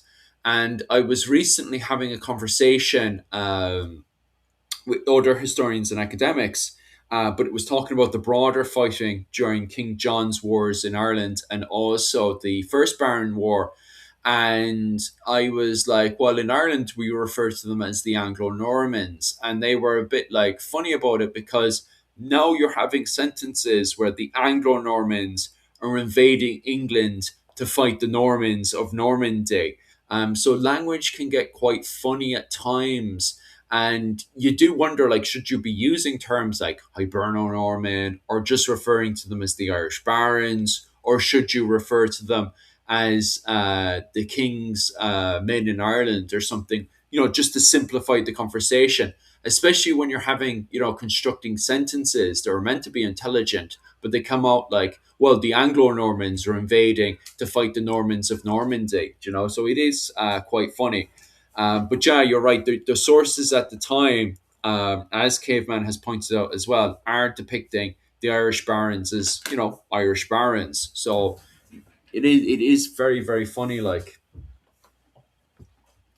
Yeah, but yeah, I was about to say something, I forgot what I was about to say. But mm, just like Caveman mentioned something here, which is another topic. The 1848 entry, it mentions the Scotty attacking the Northmen, but also notes that Irish fleets were operating in ways that looked identical to Viking raiding patterns. mm, I think that's an interesting thing. It's something that's neglected, I think, in popular history and Irish historiography, in that the Gaelic Irish had boats, had ships. If you look at the yeah, northern Enel, Owen, I think the Mirhertic, the son of Niall Glundubh, I think he raided as far as Iceland. yeah, Like sort of, and the northern Enel defeat and drive the Norse out of Ulster. And mm, I'm fairly sure there was big battles between of fleets in near, is it Lough Swilly or the next one, and also in Carlingford. yeah, So the Irish had a naval capacity at that stage that mm, just disappears in history. I don't know what happens to it. Like, so by the time of the 16th century, the only naval capacity is essentially ships from the Isles and from Scotland coming down okay, used by O'Flaherty's, O'Malley's, etc. These galleys, but it's in the hands mm, of a few people. Whereas in the 8th, 9th century, it seems obvious that there was some sort of naval capacity. And if you go back oh, further, massively, yeah, in the 5th century, the 4th century, there was, how did the Irish raid England? How did the Irish settlers go to Wales? How did the settlers, go to Scotland? By boat. It's the Mm. sea. The sea is a very, very important part of Irish history that is very neglected. Yeah, Oh, I massively. agree. Go Yeah, on. anyone who's followed my lives for a long time will know I always reference Murphy's a really good sort of example of a surname where its modern translation sort of relates to sea battler, and people have attributed that to mean a Viking surname. And I always say my quote has been, we have a long tradition of naval warfare and travel. Just ask St. Patrick. Yeah. Yeah. But I mean, the Battle of Carlingford Lough in 850 something. That's a naval battle. The Battle of Largs in the 13th century between the Scots and the Hakon. There's long, and obviously I use Scotland as an example because that highway between Scotland and Ulster has had a backwards and forwards for millennia. So yeah, I think it's neglected, even though many of our families do have naval traditions. The Mm. O'Driscolls, the O'Murters, the what you call that family? The O'Falveys, down in your way, Mm. Owen. We have O'Malley's. I probably get shot for forgetting them. We have I agree, it's often ignored. And I Well, the thing I absolutely love right now is, especially when academics ask the question of like, oh, so when does the Viking Age actually start and begin? And it's like, well, especially in Ireland, it's like, well, even from the very start of our historical sources, with the arrival of St. Patrick, he came over because of pirate raiding going into England. So you could easily make the argument of pulling Viking raids all the way to start. Well, Viking raids, because that's what it is Viking, by the way, and to go Viking is to commit piracy. So you can place piracy at the very start of our written history with St. Patrick, with his two letters, the letter to Cruticus, and also his what was it, his Confessio, which both highlight piracy. so And you can bring it all the way up to Guan was there, No, Nahal. there's an interesting. The Bronze Age collapse. There's one of Mm. the theories put forward is that it's Vikings. That the Vikings. So actually, theoretically, with that comment of like to go Viking, technically they're not wrong by saying the Bronze Age collapse was Yeah. caused by Vikings. Yeah, yeah, yeah. Like, because what was it, piracy, and this is the thing, right? And then you go up to the actual Viking Age itself, which don't get me wrong. When people say the Viking Age, as don't was it Dr. Claire Downham is now making the argument for what the Viking Age is an economic golden age in Ireland, which sounds so strange compared to the propaganda that we're getting fed right now, which is, the Viking Age is where the Norwegians come in and they subjugate the Irish, and then it's 200 years of Viking occupation. And that's not true at all. As I've highlighted multiple times, when you do have Turgis that invades and does a proper invasion into Irish territory and burns the lights of Clonmacnoise, he burns Armagh, he's got a force of 120. When he goes up against Mael Shocknall the First, he is captured by Mael Shocknall the First, and he is executed by Mael Shocknall the First, and that pretty much brings an end to major invasions of the type. When you do have Ivor the Boneless and Olaf the White that comes into Ireland and occupies Dublin, they're playing the game with the rest of the Irish in Ireland at the times, and they're not committing the major invasions. When they do commit fighting with the High King of Ireland at the time, depending on what your definition of a High King is, against the head of the Ianales, they're doing it as a political game with the men of Leinster, with the likes of what was it called, the men of Slane and stuff. Those invasions that we know of are sort of a fantasy, and for a good chunk of Dublin's history, it is playing tribute to the Ian Ale. Um, you do have times when the what was it called later on, the Gaul Gael, the men of the Isles between Scotland and Ireland, do sort of have their own little independent thing going on. Especially when you have Niall Glunduff, who's killed in the Battle of Isle Bridge around 919, where for a time the Lords of the Isles, well, the King of the Isles, are sort of independent between Ireland and Scotland, led by Sitrick Emer. But at that time, they're kind of in the kind of more Gaul Gael world rather than the men of Luckland world. Um, but just quickly jumping up ahead again, when you do have that kind of golden age of the Earls that come to us and end again, it's not a sudden abrupt ending that we have with the Battle of Clontarf, but at the same time, their kind of Viking golden age does come to an end, but it doesn't mean that they stop committing Viking raids, pirate raids. In fact, going all the, as Dr. Owen O'Neill had pointed out, as we go into the likes of the Tudor conquest of Ireland, you still have the likes of the O'Malley's committing piracy, and the piracy in Ireland doesn't come to an end. It merges into, from my perspective, going through the literature, it blurs into the actual pirate age itself. So it's very difficult to turn around and say, oh, well, there's a definition to the end of the Viking Age in Ireland, or even a start to begin with, like. Just in relation to the O'Malley's, I'm probably going to give people a heart attack here. Um, Mm, this idea of them being notorious pirates, whatever, is to a large mm, extent a 19th century invention. They had yeah. galleys, they went up and down the west coast. Quite often they had good relations with either Desmond or Lord Fitzmaurice, and they would shuttle stuff up and down.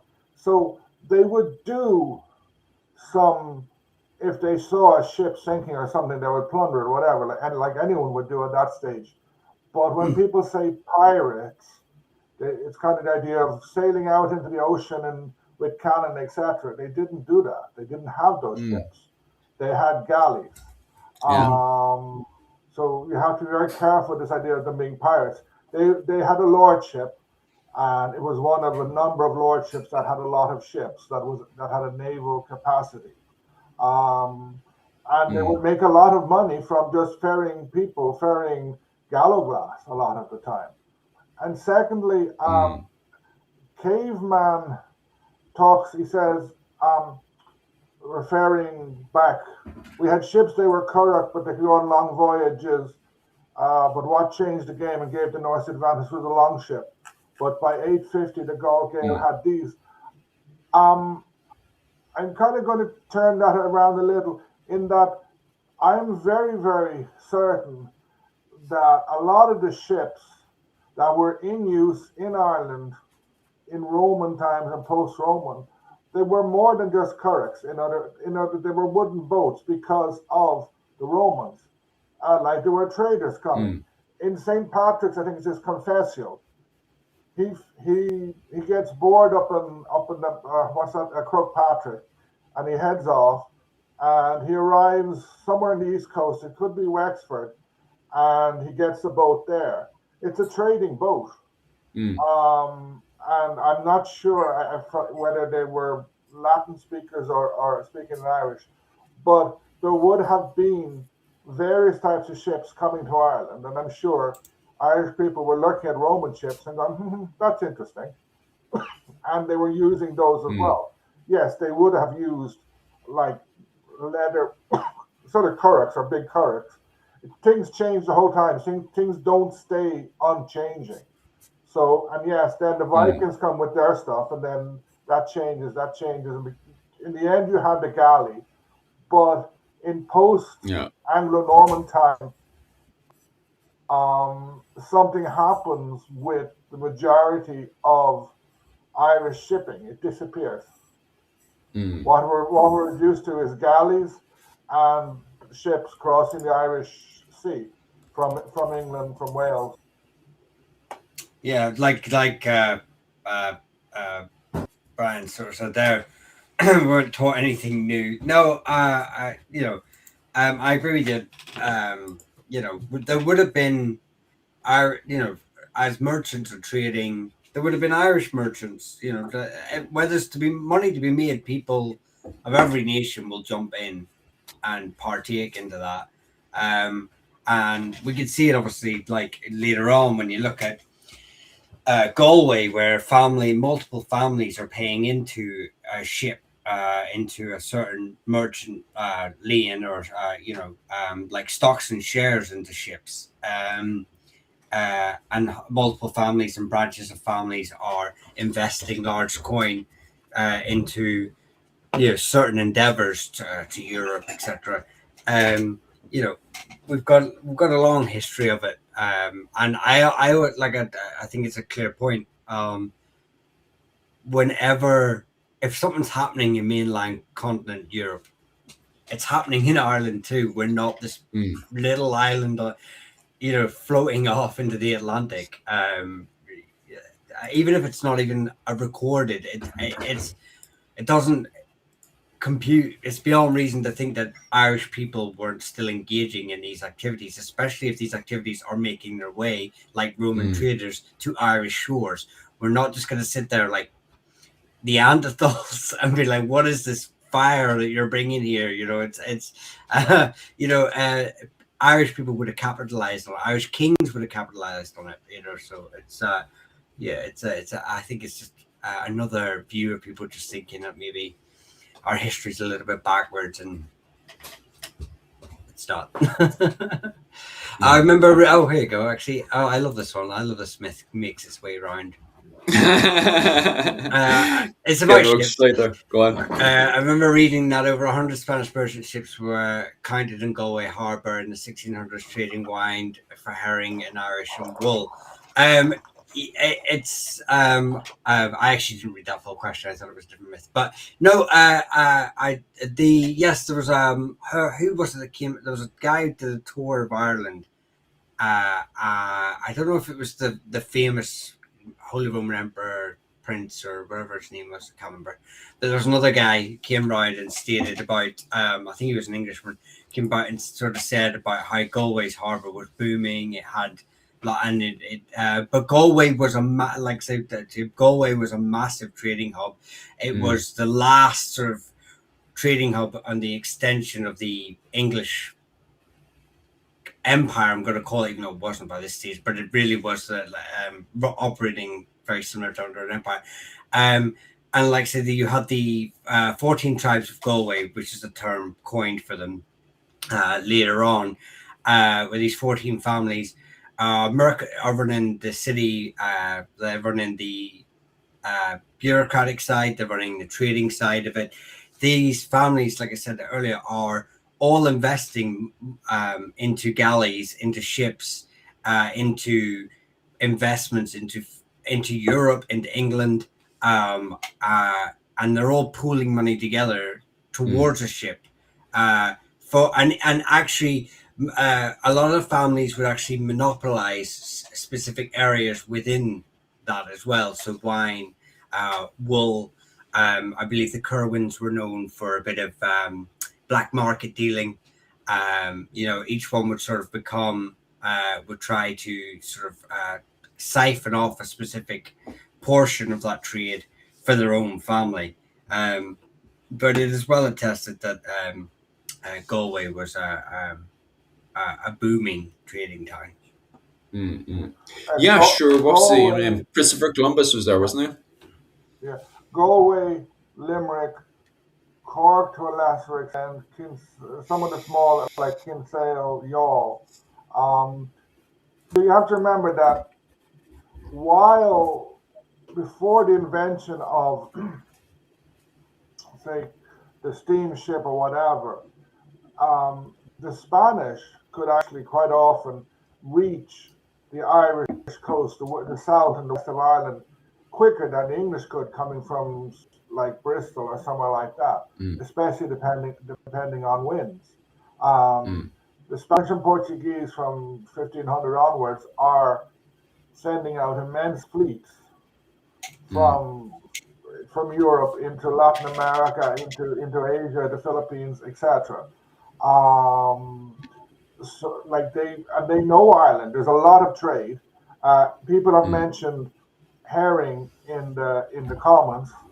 Um, in the south of Ireland in the 16th century, or perhaps in the 15th mm, century, a lot of Irish lords got rich because the herring shoals moved quite close to the coast.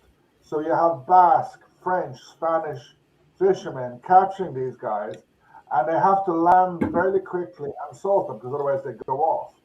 And that's mm, like in Ballinaskelligs in Kerry and a few other places, Driscoll's, they would have built little castles, and basically mm. fishermen arrive and pay over some money, and everyone's happy. Yeah. And like the herring was very, very important. Another big export would have been birds of prey, Oh falcons, yeah. kestrels, that sort of stuff, and pelts and Irish Mm, mantles. The Irish mantles at certain stages um, were quite popular among fashionable people in Europe. mm, So, Yeah, they like are just Dingle, another one is Dingle, because there was a treaty made at some stage, the Treaty of Dingle, which is like the Desmonds basically made a deal with the Holy Roman Empire and said we're mm. part of the Holy Roman Empire, and the Habsburgs said fine, Which we were. fine, yeah. And I think one of the Habsburgs princes visited Kinsale in 1513 or something. yeah Mm.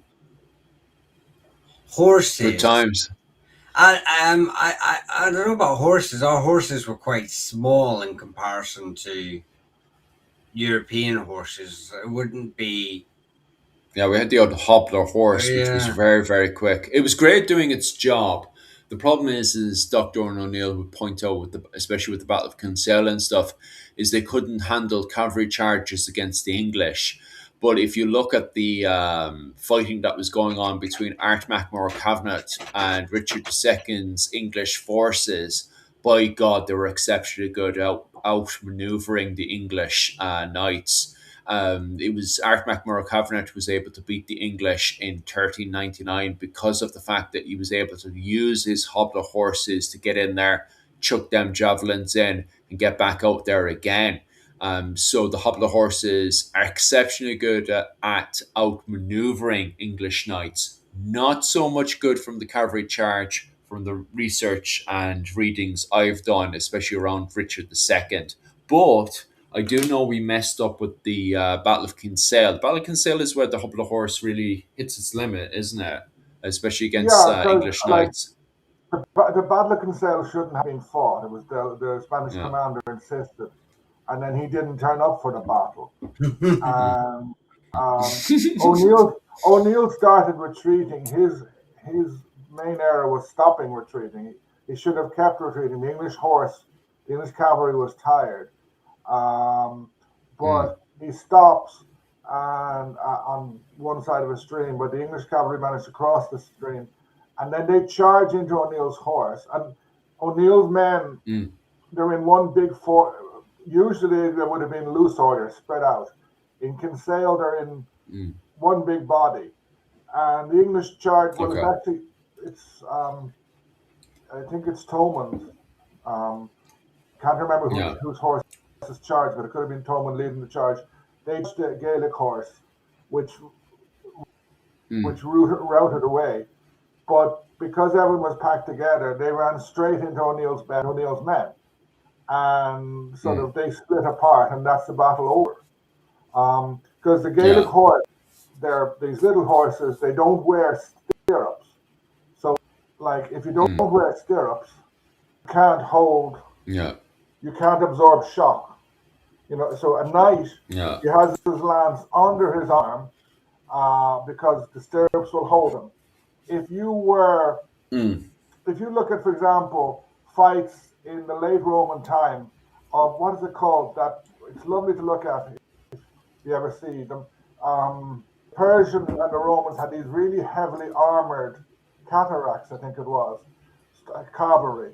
But quite often on the Persian side, mm, they have this big lance, but they hold it in both arms above their head because I don't think they Yeah. use stirrups. So without the stirrups, you can't absorb shock.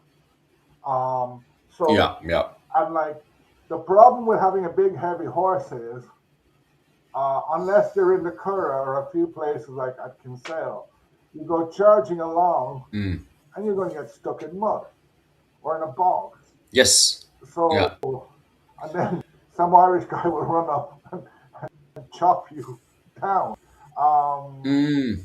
and But Irish when looking together, at the like term, these yeah. these these big war horses, they're tanks, and like Mm. look at any tank, they consume, they need fuel, they need to eat. So like Yeah. the Kinsale, the English were very lucky. They were able to use this force, and they used it Mm. in probably the most decisive battle in Irish history. Most of the time, no. Sort of, and the Mm. Irish horse was not made for a clash. It was made for running around the place, for reconnaissance, for causing havoc, for raiding, Mm. not for charging into people. Yeah. That's for sure. Because they're very dominant as well with the Hundred Years' War as well. Edward the Third absolutely loves Irish hobbler Yeah, horses because he uses the kerns, the cattle raiders, to go in there and commit raids during the Hundred Years' War. And the Irish hobblers are exceptionally effective over there. yeah, Something that English historians and academics always seem to forget about with those sieges and stuff over in France during the Hundred Years' War. Guys, thank you so much for the donation there over on my channel, just praising us talking about the Hobbler horse. Of course, we could end up talking about the Hobbler horse all day.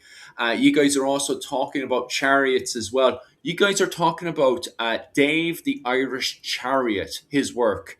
So when you guys were talking about the recreation of the Irish Chariot, yeah, it's Dave the Irish Chariot who recreated that one. He has absolutely amazing work, and he's spent hours and hours doing a whole load of research into the Irish Chariot. He was able to sit down and go through all the literature of the Finn cycle and the Ulster cycle. And he discovered, because there's a debate, did the chariot exist inside of Ireland? And he was able to just use the sources, the Irish annals, and he discovered that they talk like they know what they're talking about.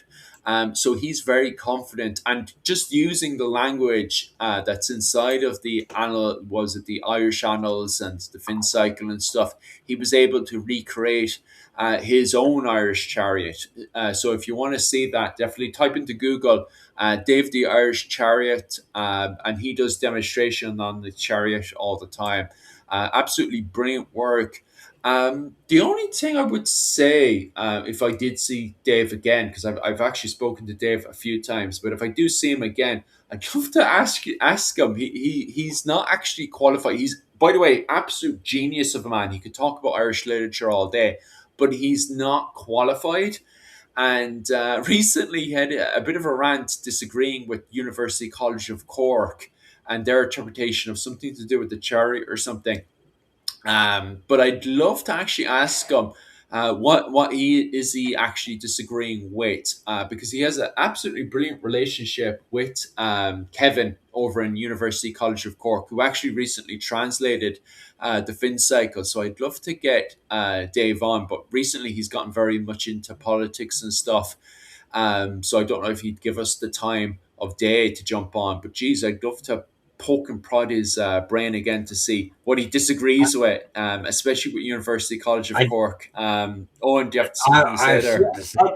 Oh, sorry, I Mail. was just going to say, in relation to hobblers, etc. The Spanish had them, or like not the hobbler, but they had.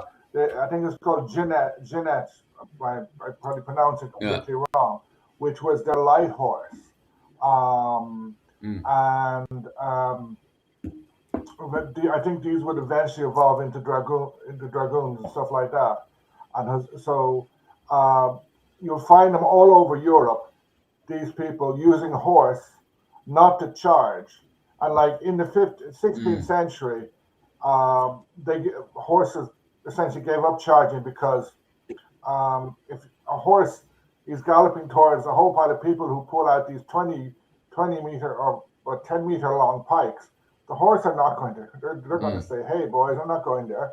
And what they, mm, the tactic that they did was, what was it called? Caracol.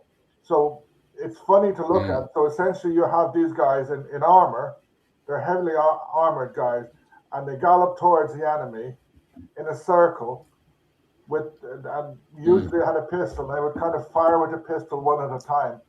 Very, very inefficient. There was one or two battles. So I think it was the Battle of the Dunes in, or is it Newport, around 1600, where the Dutch defeated the Spanish due to their cavalry. It was basically an accident. And yet, just mm, as people are saying, Irish kerns, like in the 1590s, were very, very maneuverable. And like you'll mm, see lots of fights where, like the Battle of Clontarf, sort of mm. Bagnall comes back from the fort in a different way, but only those men are able to get there quickly and maneuver because they know the Yeah, paths. They're not wearing armor, so it's easy for them to trot over a mountainside, run through a bog, and they were yeah. very, very maneuverable. I just wanna. I feel it's like my duty. Why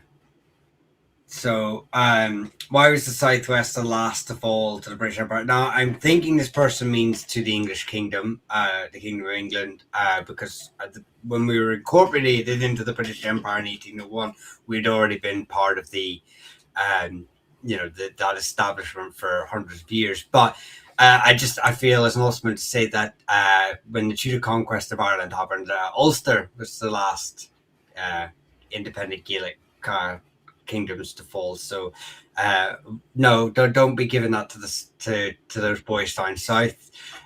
We held out the longest, so just I just had to put that in there. I'm not letting that comment slide. Mm. Caveman, yeah, 100%. You can see that Caveman's recent combat hobblers were throwing projectiles, then maybe engage and retreat and repeat.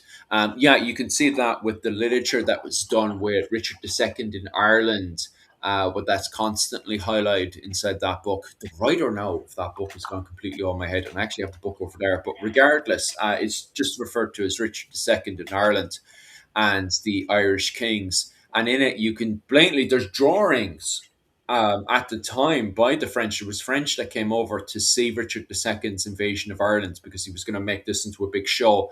And he became the show, especially after he was starved to death by Henry Bolingbroke. But regardless, you can see depictions of Art MacMorrough Cavanagh coming out from the tree line to fire off his javelins and to rush back into the tree line again. The only problem, and it popped up in the this period as well, and it pops up again during the Wars of the Roses in was it in both Ireland and England, is the problem is when the kerns are out way out in the open, the English longbowmen are able to cut them down very, very quickly. So they constantly have to stay within the rough terrain of the trees to be able to successfully outmaneuver the English longbowmen. But they are able to do that. So they're able to lure the English forces into the Wicklow Mountains, and they're from that point onwards, very close quarter fighting.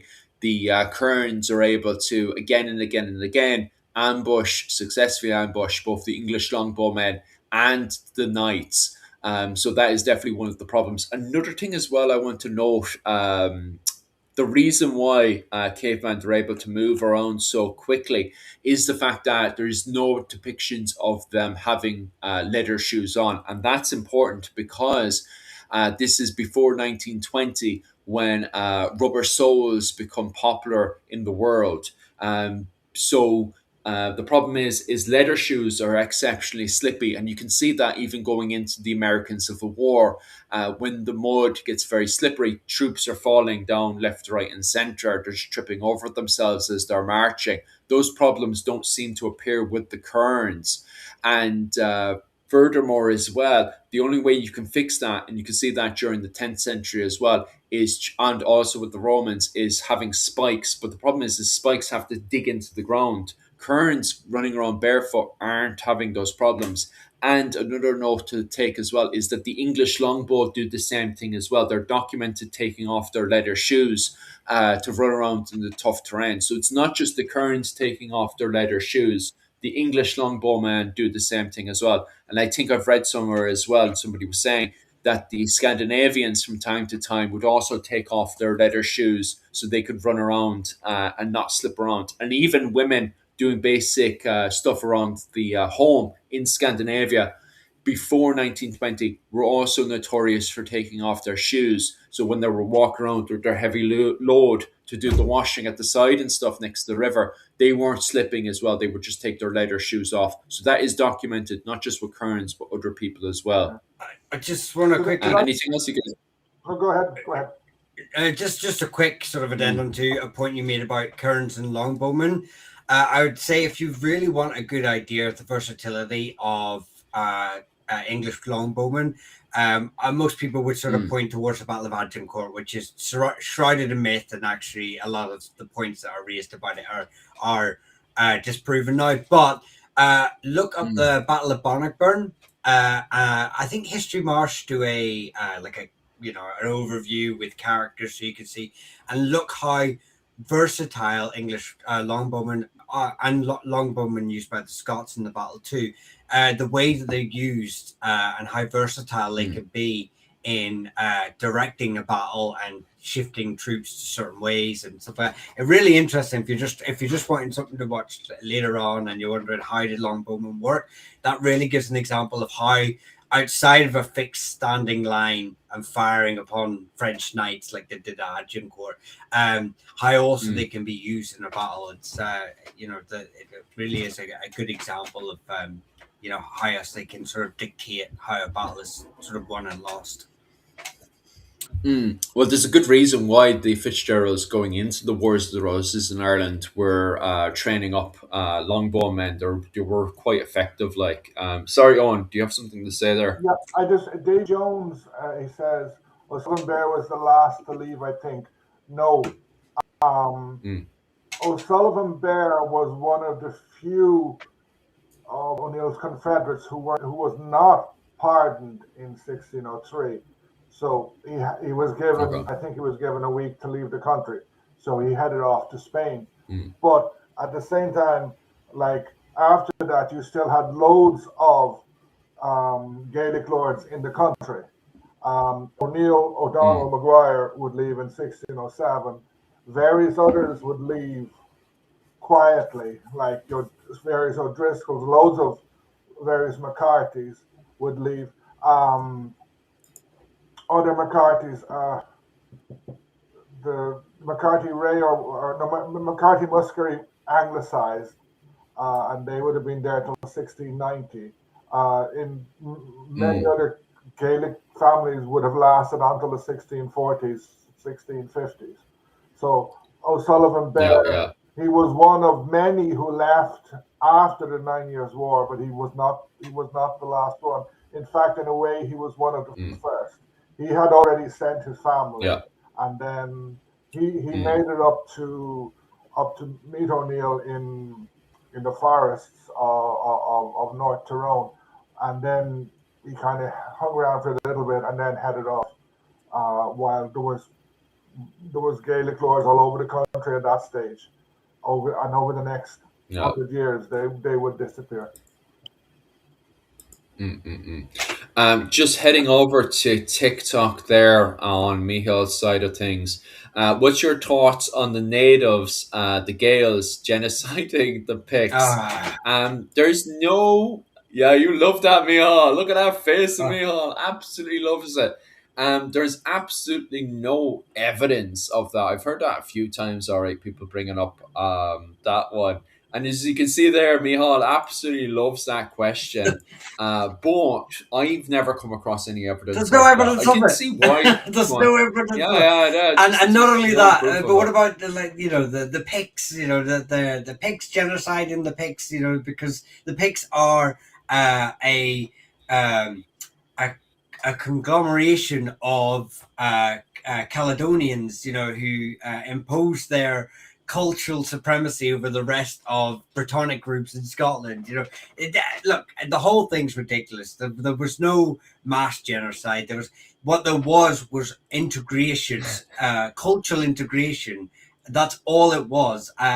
Although the story of MacAlpin, who is the unifying king of Alba, and he is obviously now there's dispute whether he's paternally linked to the Pictish royal dynasties, or maternally linked to the royal dynasties.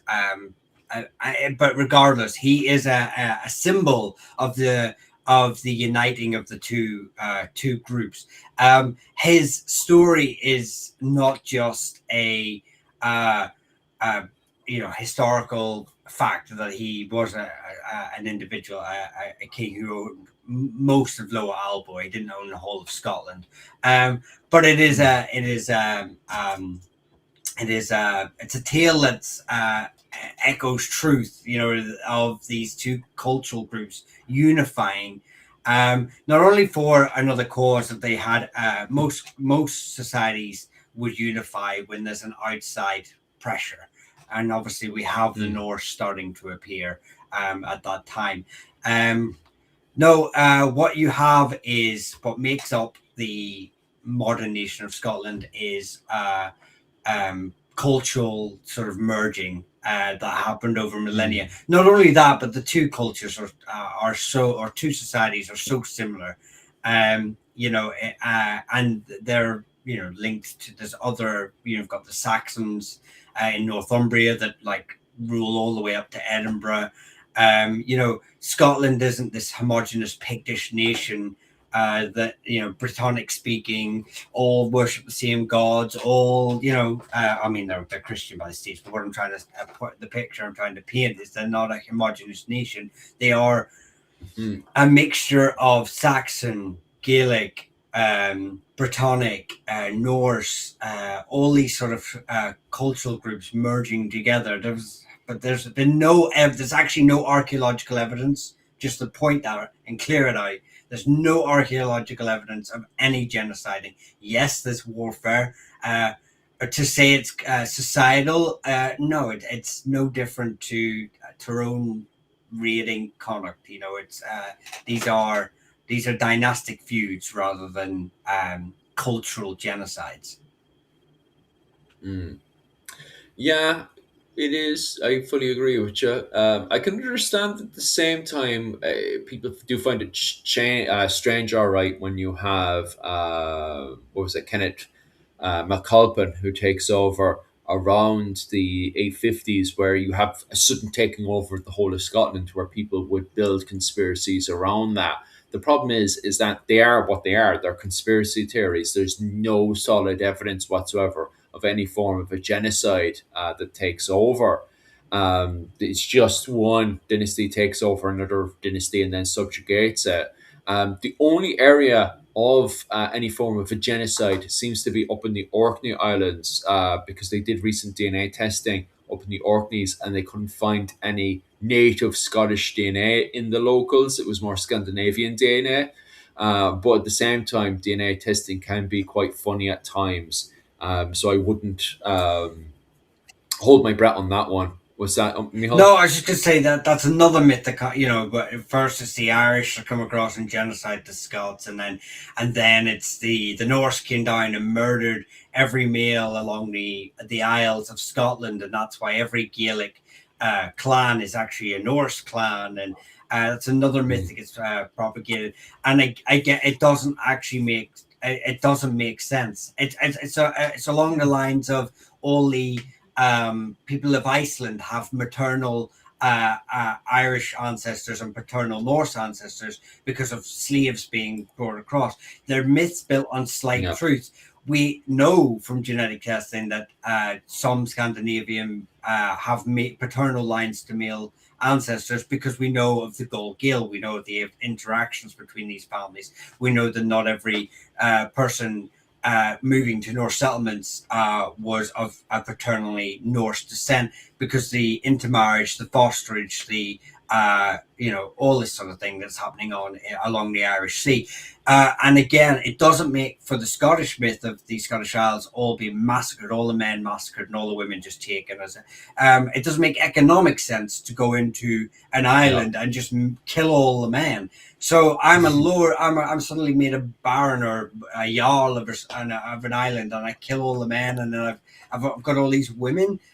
Well, I've got to wait 14 years before all these women have given me enough sons to farm, to trade, to raise an army. It's a ridiculous notion, like.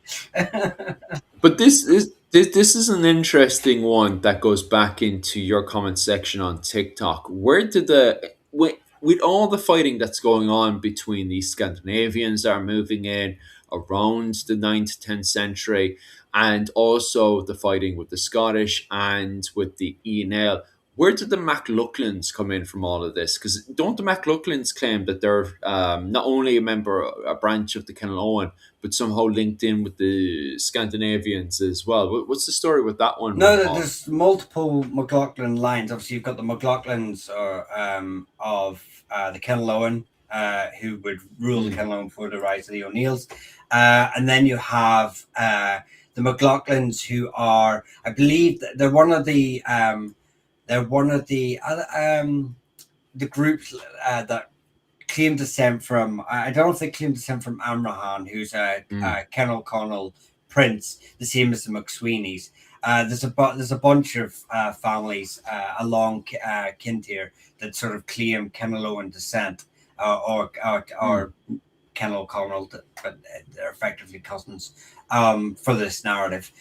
So yeah, there's a lot of families that would claim it, but at the same time, we're finding obviously that Norse families like the McNeils and Barra, for a long mm, time they claimed the same thing, and then genetic testing has proven that actually these McNeils are actually of Norse descent in the paternal line, and what it seems to be, it mirrors earlier.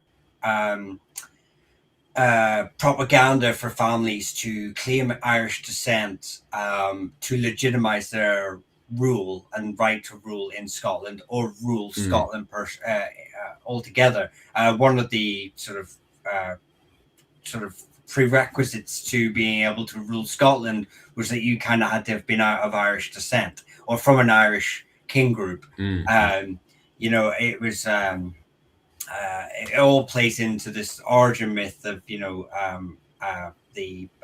Dalriada, and this ancient claim to the right to rule through their links to these uh, migration groups. mm. So yeah, what you're seeing is basically just migration paths with origin stories implanted on them to suit political narrative. That's basically what you're saying. Mm.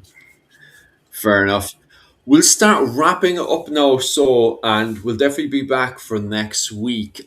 Is there any last comments or questions or anything you guys Um, want to I'll just cover before we I'll just finish up? if I can just Go on sorry, ahead. Owen, just because it goes into this. Yeah, Clan MacDonald claimed Gaelic DNA, but this DNA shows in us. Yeah, they claim it from Summerhill, or Summerled, or Sorley, depending on your pronunciation. Yeah, he claimed.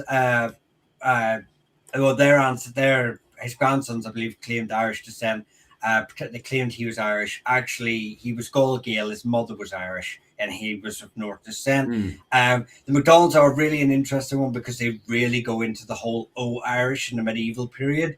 They really kind of egg it mm, on. They get Brehons into their court. They start wearing shamrocks, they basically get on like someone with Irish descent would on Paddy's Day, where they really egg it up a bit too much. And you're just sort of looking at them mm. draped in tricolours going, what are you doing, you madman? That was the McDonald's in the medieval period. They really egged into it, but really interesting story. But I'll see that for another night. So, Owen, there you go, buddy. Happy days. I was just going to say two things. Garlic asked a question. Garlic veteran. He messaged me during the week. I think he messaged some of you as well, with a question about the use of guns. We'll come back to. I haven't had time to dig into that. We'll come back to that Mm, next week. And okay. people have been discussing headhunting, the taking of head, to come back with Mm. because uh, Oh, definitely. I can talk a lot about that. And again, it's not just the Irish. Yeah, It's not just the Irish. But we can come back to both of those next week. yeah, yeah. We'll for sure. We'll definitely talk about headhunting next week. Next week we'll talk about we'll do the live stream on headhunting next week for sure. What else do we have to do? I We think we're never, we good to never, we never go. covered Brian O'Neill. Like tonight, we're gonna plan to do. Those things are only introductions. The comment section wants to move over and start talking about Vikings, so we're all good to talk about Vikings. Lads, thank you so much, especially to the donations that were handed in. It means so much to us. It helps definitely fund the channel, especially Mihal, who's paying for the restream right now. Thank you so much for that, Mihal. Especially when I'm popping over to Taiwan. What was it called on the 17th for St. Patrick's Day? So your donations definitely well worth it, and it also helps fund the books we have as well. Other than that, guys, thank you so much. And also, if you guys want to pop over tomorrow night over on my Patreon, I am covering the topic on 13th century clothing. You guys kept texting me all week asking me to cover more on clothing and stuff. So I'm doing a presentation tomorrow over my Patreon. My Patreon is only about 20 quid a month. I do a presentation every Sunday night. So definitely head on over there for that one. So this week will be on what was it called? Clothing on 13th century Ireland. And then next month as well, we're going to cover the Scottish War of Independence. So definitely head on over for that one. Or if you just want to support the channel for a stop, definitely head on over to my Patreon at Irish Medieval History. Um, Mihal, how do I support your channel? How do I donate and support your channel? How do I support the restream itself? And also, how do I support you buying your books and so on and so forth? Just give me your money. No, just like the video, share them amongst your family and friends. If you see their names popping up in videos or anything, the family names, share them. Comment below. Yeah, I mean, if you want to become a member, I'm now back up to streaming again every second Wednesday, starting from this coming Wednesday. So come along to their members only lives. So if you want to come across and thanks very much, Tom. I don't know which channel that went on, but thank you very much for the super chat. It does greatly. Oh, that's you, Oh, Mihal. you're too good to me, Tom. You're a member as well. You don't need to gift if you're already a member. Once you're a member, I won't ask you for anything because you're already giving me too much. But yeah, just follow on all socials. TikTok, like, comment, share. That's enough for me. I really do appreciate it, guys. Happy days.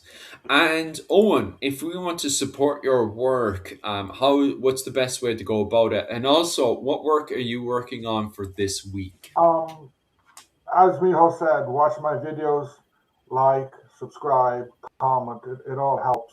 I Mm, do several shorts as well. If you watch them, I have a Buy Me a Coffee account. Buy Me a Coffee first, FASA. So if you want to make any contributions, mm, always welcome. I am trying to do. Hopefully, the weather's got better, so I wanted to do a video walking around parts of Valencia, like talking about history, a different type of mm. video. But the weather's been crap for the last 2 months, so that's been impossible to do. But Yes. hopefully, in the next few days, I'll be doing that. And then I have a few other ones. I've been going through some family drama, so I've been short of time, but hopefully I'll be able to make a fair few videos in the next while. So just keep watching the Happy videos, days. subscribe, etc. Happy days. Other than that, guys, thank you so much for all the support and slán go on.